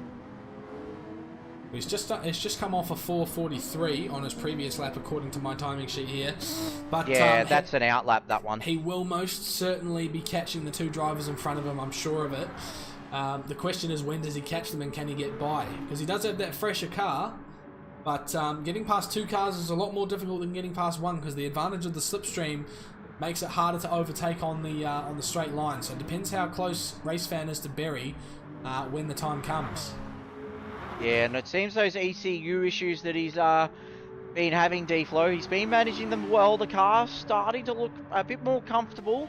It's not twitching around and causing irreversible moves that we don't want to see here on Gran Turismo Sport, of course, in our final race here on this 5-year-old platform. It's been around for quite a while, and we've had some fantastic memories, of course, here in Sector 1, of course. It's been an excellent life cycle for this game, and you couldn't really ask for it to be much better, but of course, all good things must come to an end, and here in the final race of Sector 1 Sim Racing on Gran Turismo Sport, we are having a fantastic finale here. The battle for first could not be more alive here. Old Wakey only 3/10 behind LeSarthe for P1. The battle rages on, and of course, there's more going on further down the field as well. D-Flow could challenge the one-stoppers towards the end of the race if he gets close enough as well. Just keeping an eye on Berry. He's just got a half a second penalty. He's starting to skip away from Racefan. The gap originally was just under a second last time around. It's now out to 2 seconds. And D-Flow is closing in very, very quickly on Racefan. It was 3.1 seconds on the Indianapolis section, and now it's down to 2.4. Well, here we go. This will be Barry burning his penalty down this straight now. This is really going to hurt him, I think. He's probably going to come back into the clutches of Racefan, which is going to make things interesting for D-Flow when he does catch them. That's correct, and still keeping the eye on the battle up the front. I'll tell you what, Datsun Racing versus Aussie Hampton. What a battle. Oh, definitely. Here we go. It'd be good to How see, close does Racefan get? He gets within slipstream range by the look of things. Well, not quite. 9 tenths. 8 tenths. Gets a better exit, but he's not within slipstream range, but he will be. He's got a much better exit. Now. Yep. There it is. It's coming down. So this battle is not over. Oh, Wakey's made a big move up the inside for the lead at the second chicane, and he's got it done too. Great move up the front, so there's been a big lead change. I think there'll be plenty of those. Yeah, Wakey's decided the time is now. It'd be interesting to see what Lenosius does here in response. We'll have a look at a replay now of old Wakey and that move. Here we go. Oh wow, he was actually ahead before that corner. And then Lenosius went for an attack around the outside but couldn't quite pull it off. Also, the battle for third has really raged up. Racefan has just thrown caution to the wind, and he's pushing to get past Barry at the moment. I think they both sense that D-Flow is coming at the moment, and they've decided now's the time to act. Racefan's definitely picked up the pace. He's half a second quicker right now on his best lap. But can those tyres hold on is the real question here. He's got to do 8 laps on a soft tyre. Well, that slipstream could be seriously beneficial to him because he could look after the car a little bit better. It's going to be 3 more laps after this one as he goes for a move around the outside. I think he said to stuff you to the commentators here. He's not taking any leaves out of the deeds book, but yes, he gets the position over Barry there. So Barry relegated off the podium down to P4. A little bit wide on exit, but he keeps it together. Tell you what, these two squabbling though is just going to help D-Flow catch them, and Ricky Bobby's not out of this by any stretch of the imagination. Yep. 2.2 Ricky Bobby's there for D-Flow. Ricky Bobby is very close as well. He's going to have his work cut out for him if he wants to catch them. Ismail Truth's not just far behind as well. He's only 1.7 behind Ricky Bobby. And if there's a tangle up, after the start that he had, DJ Brain may pick up 1 or 2 more positions. He's caught up quite a bit. So what's our fastest lap at the moment, and who's got it? Old Wakey set it on lap 9 with a 3:57.771. Great job from him there. Oh, he's got a 3:56 on the last lap, according to what I see. No, those were their out laps. Ah, right. Of course. Because it doesn't count that little bit of the pit exit there, just on the exit of the pits, of course. You know, the pit exit there. Yeah. Anyway, we'll just stop fooling about for a second and have a look at the battle for P3 at the moment. Racefan, I don't know if those tyres are going to hold on. It's going to be very, very, very uncomfortable to drive that car in the last couple of laps here. It's just got to hold on, but it's starting to bunch up between those 5. There we go. Barry's Ismail on for a move. Truth's gonna have He's a look. Gonna look at the outside for the chicane, but the inside for turn 1. Yeah, and Ismail Truth in P6 now. He's just gotten past Ricky Bobby. Nice. Going to keep it into the chicane. Yep. That's all said and done. D-Flow is very close to Racefan now. He's just over a second behind. Yeah, D-Flow is not out of a podium here at all. He's got by far the fresher car. That being said, Barry's rear is... Yeah, he's half a second up already, and he's pushing. He knows. So here we go down the Mulsanne Straight for the 13th time. The slipstream is in effect for Racefan, so he is going to get an advantage here, but D-Flow's there as well. You can't discount him yet. He is a very quick operator. He's got the fresher car out of the 3 drivers you see on screen right now. Here comes Racefan on the way to the first chicane. Does he look to the inside? He goes for a bump draft. He can, oh man, you can see the fear in his headlights. He knows that D-Flow's coming and he's thinking about it now. He wants to get Barry moving and pull him along. I'll tell you what though, and I'll say this from experience, that side of D-Flow behind you is scary. You do not want to be dealing with a guy that knows how to make clean, decisive moves, but not only that, puts a lot of thought into them in advance. he will set you up 4 or 5 corners ahead just to make sure that he's got you mentally broken. RaceFan's done a fantastic job of getting away from him here, though. He's pushed Berry a long way along the Mulsanne. He's still within slipstream range. D-Flow's there, but he's not within range just yet. RaceFan just manages to stay in range there. He'll need to catch him back up if he wants a chance of staying away from D-Flow, but like you say, D-Flow, very cool, calculated, but aggressive driver. He's got just the right balance of aggression and thoughtfulness when it comes to his overtaking moves, and he is not someone you want behind you on the way into a heavy braking zone, that's for sure. Yeah, and I'll tell you what, I think the only hope of these two here, RaceFan and Berry, staying ahead of D-Flow is by working together and just pushing each other. Oh, who's that in the background that's gone? That's Ismail! There's contact as well with Ricky! Oh, that's gone horribly wrong. Oh, wow, and he's facing backwards and he's gone. Wow. And and DJ Brain has also gone up to P6. Oh no, that is bad news. We'll have a look now on board with Ricky Bobby. There we go. Ricky Bobby goes into the back of Ismail Truth and spins him around twice, unfortunately. A redress from Ricky Bobby. But Ismail Truth was not able to recover, unfortunately. DNF for Ismail Truth. Too much damage to the car, unfortunately. Boy, oh boy. I think that'll void his points as well, because that was a deliberate exit of the race, not a retirement. Yeah. And I tell you what, you can just see him in the motorbikes heading back to the pits, and he's not happy.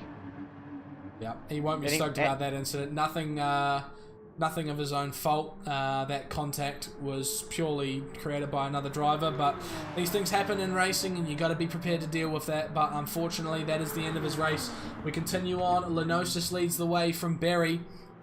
From Old Wakey, rather. Berry leads the way from RaceFan at the moment, still within slipstream range. This trio of cars is about to get very interesting with D-Flow in tow. And he's now within slipstream range, so this is about to get very hectic between these guys. Lenosius just set the fastest lap of the race as well with a 3:57.0. Wow. Definitely Group A. That's Group A pace right there. But most definitely. I think. Yeah. Yeah. The fastest qualifying lap was a 3:56, if I remember correctly. So. Yeah, he's quicker than me at qualifying by a long way.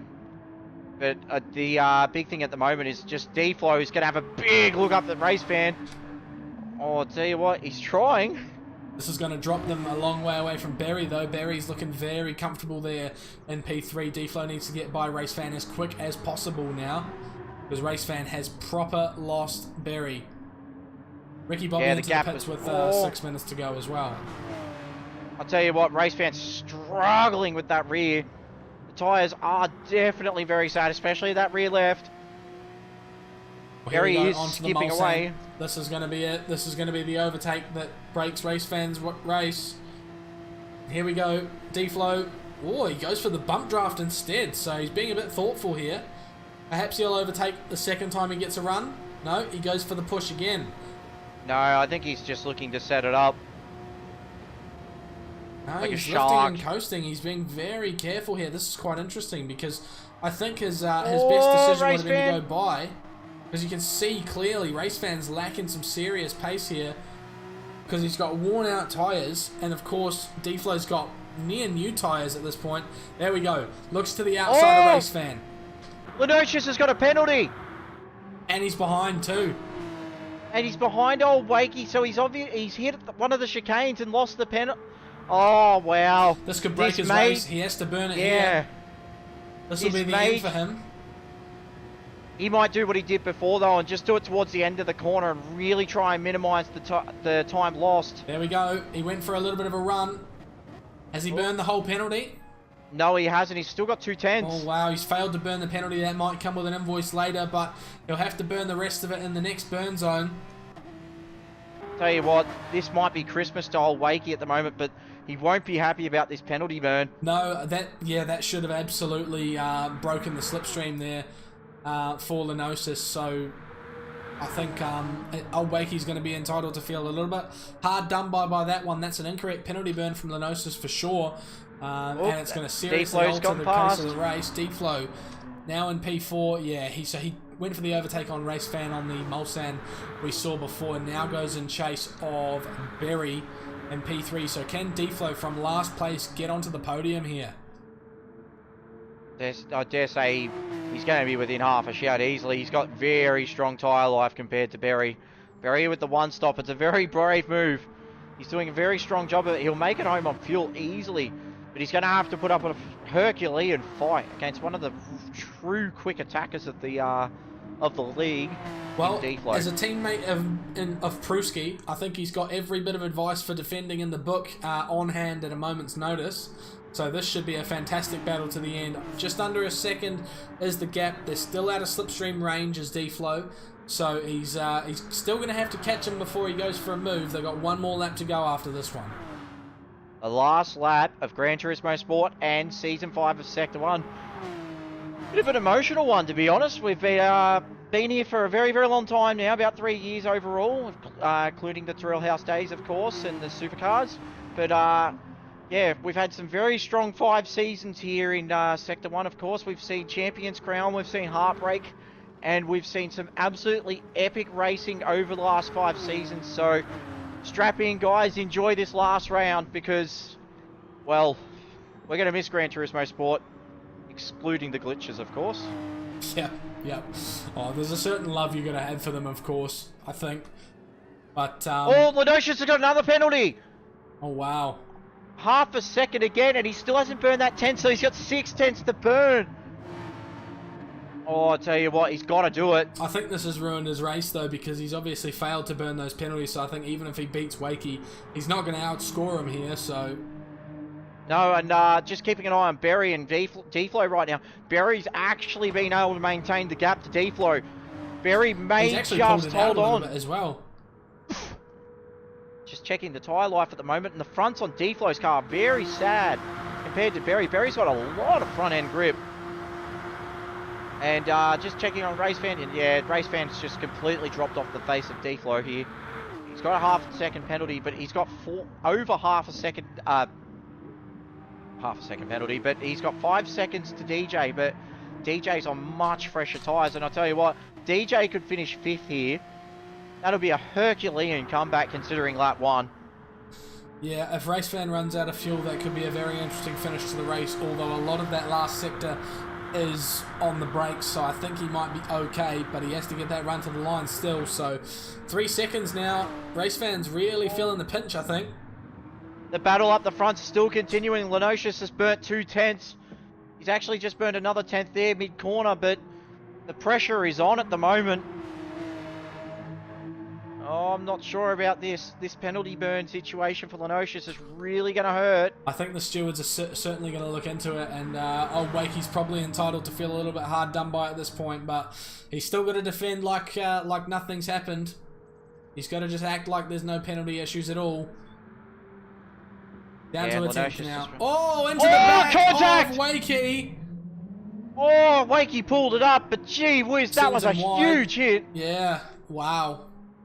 I think if Wakey doesn't win this, he's going to feel very, very hard done by here.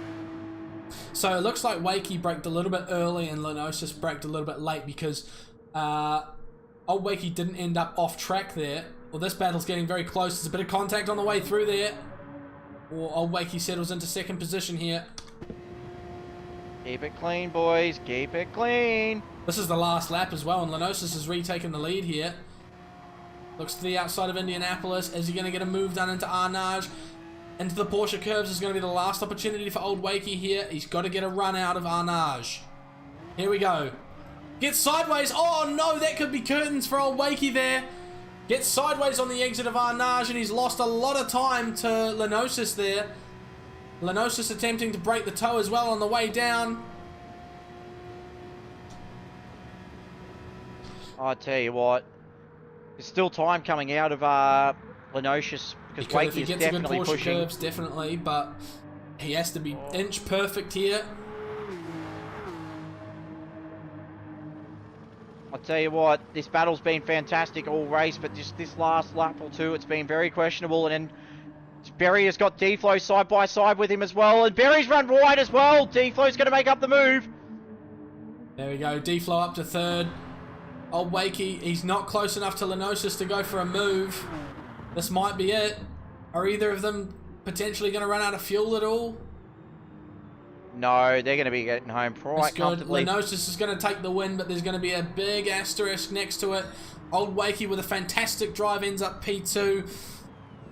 D-Flow down in P3 with a fantastic comeback from last place in the beginning.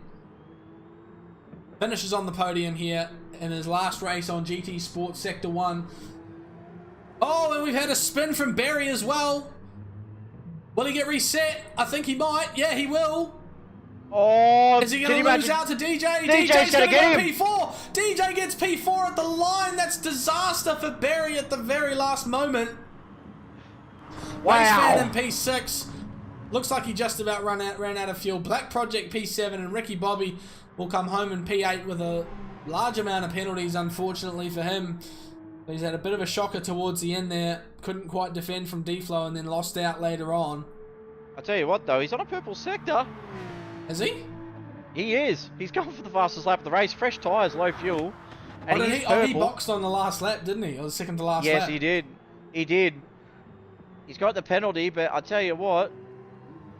He probably will get it too. There we go, 3:56.6. He got it. Wow. Well done to Ricky Bobby for a fastest lap at the end. Great result for him. But a very up and down race for sure. Very interesting from these guys. So a lot of controversy surrounding that one, I think, for a lot of people. Yeah, a little bit of ordinary penalty burning, making a bit of a mockery of this race, potentially, depending on your viewpoint on it. We'll let the stewards decide for that one. But the results as it sits, of course, Lenosis takes provisional first place with Old Wakey P2. A fantastic race between the pair of them. The last lap got a bit messy, but great driving from the pair regardless. Lenosis clearly had fantastic pace in the early stages. D-Flow with a P3 after starting from the very rear of the grid. A fantastic job from him. DJ Brain in P4. I think a slightly underrated race from him. And then Barry, unfortunately, spinning on the final corner on the last lap with very little pressure on him. Down in P5. He could have had P4, but couldn't quite get it done. But he did a good job with the one stop for sure. And Race Fan comes across the line in P6 there. Black Project P7, Ricky Bobby P8 with the fastest lap at the very end of a 3:56.658. So a good job from all of our drivers tonight, I think. Yeah, and I'll tell you what, the driver of the days, they're rolling in. Driver of the day, Old Wakey from Carbon. Driver of the day, Old Wakey from Womble. Bumcrack, congratulations, Lenosis, another great drive, and big thanks to admin for a tough, great season. We got Ando. He's just not too pleased about the way that things happened there. And Stickers has said, driver of the day, DJ, 10 seconds last to fourth is a great recovery. Bumcrack, driver of the day for Wakey as well. Yep, I think Old Wakey definitely deserves my driver of the day, I think. I presume you'll be standing with me on that one, Brent. It's tough because there's a couple of good ones, wasn't there? Yeah, I do want to vote for Old Wakey because he drove a phenomenal race. He really did. But yeah, I'm gonna give mine to DJ. How can I say it? To be 10 seconds behind after what happened to him at the start of the race and still come home, keep his head down and finish fourth shows great character, and he just, great overall sportsmanship from DJ there to just keep going, not give up, bring it home, and that's what Sector 1's all about. We try to make sure that everybody gives it their best and that the racing is as clean and fair as can be. We did see some questionable things tonight, unfortunately, but DJ, he's going to get my drive of the day for tonight. Yeah, I think the other person who where determination can kind of be an argument you put forward as well, Ricky Bobby, who was in what he would probably describe as a terrible position coming into the last couple of laps, and he made the call to come in for some fresh softs on that light load of fuel and go for the fastest lap, which he succeeded in. It's a hard thing to do with all that pressure on you in the last minute of the race, so I think well done to him as well. Gets an honourable mention in driver of the day there too, I think. But yeah, Old Wakey, DJ Brain, some great choices there. D-Flow as well, although we know how quick that guy is and how well he can do on track. Old Wakey takes it for me, so you're picking DJ, I presume, and we'll let the chat decide the rest. And hopefully we'll see a Fiat 500 2v2 for the rest of the guys, the team's championship. Yeah. Joining us in the box now after that race, and geez, you're bloody sweaty, D-Flow. Yeah, that was a long one, wasn't it? Gosh, didn't realise how. Oh, I managed to get through with no penalties, so it looks like I stuck to my promise earlier of the strategy. I get knocked. Yeah. No penalties is a winner, isn't it? Definitely, sure is. I was pretty lucky. Battle packs that I was in, I had Ricky, Bobby, and a few others. Race Fan, Ismail, all sort of working together, bump drafting each other and whatnot. But gosh, I was really lucky at the end to get Berry for P3. Yeah, for sure. Yeah. It was a close race all round. There was a lot of ups and downs for some guys. Some with an early great start who faltered later on, and you just ran very consistent from start to finish, didn't you? Yeah, I'd like to think so. Just stuck to the plan basically. 5 lap stints, and ran from there basically. Just lucky to be correct. That's right. Yeah, so just lucky. I'm wrapped to finish third. So as we spoke about before our stream, I only had half a lap or something. So yeah, that's right. I'll take that. I'll take that any day. Yeah, that race was your practice, wasn't it? Pretty much, that's right. Now, when are we racing for real? Oh, don't say that. I've already raced you for real, and it's scary enough. Well, thank you guys for being here. It's been a great night, and I hope you guys have enjoyed the call tonight as much as I have. Yeah, well, I just want to say on behalf of all the team here at Sector 1, admin, race directors, stewards, streamers, of course, and of course the drivers, thank you to everybody that's competed in this very, very tough season. It's been not just tough on the track, but off it for everybody. It's been a long one, and I think, yeah, we're all a bit worn out, and it's time for a big, long, relaxing break before we smash into GT7, and there's going to be a world of changes that are going to make the racing better than ever, especially in terms of weather and time and the cars that we are looking towards. And keep an eye on our social media, guys. We do have a couple of things going on over the off-season, some fun races. Of course, I'll be hosting a few myself, and yeah, just we're looking forward to next season, and I hope you guys are ready for the journey, because God, I bloody am. That's for sure. Yeah, it's exciting times moving into GT7, of course. Big plans from the admin, from what I've heard. Pretty solid stuff. We will have to spend a bit of time waiting for the lobbies to become a bit more usable before we kick anything off. But keep an eye on the Discord, keep an eye on the YouTube. We will be making announcements as soon as anything changes.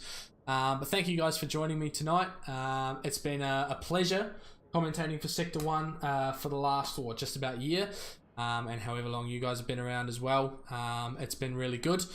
And we will see you all for the upcoming Season 6, which I'm sure we'll be hearing about very soon. So I hope you guys all enjoy your break from Sector 1 content. We'll be back with Community Series very soon, though, I'm sure. And then we'll be getting into Main Series at some point as well. But for now, that is goodbye from Sector 1. See you later.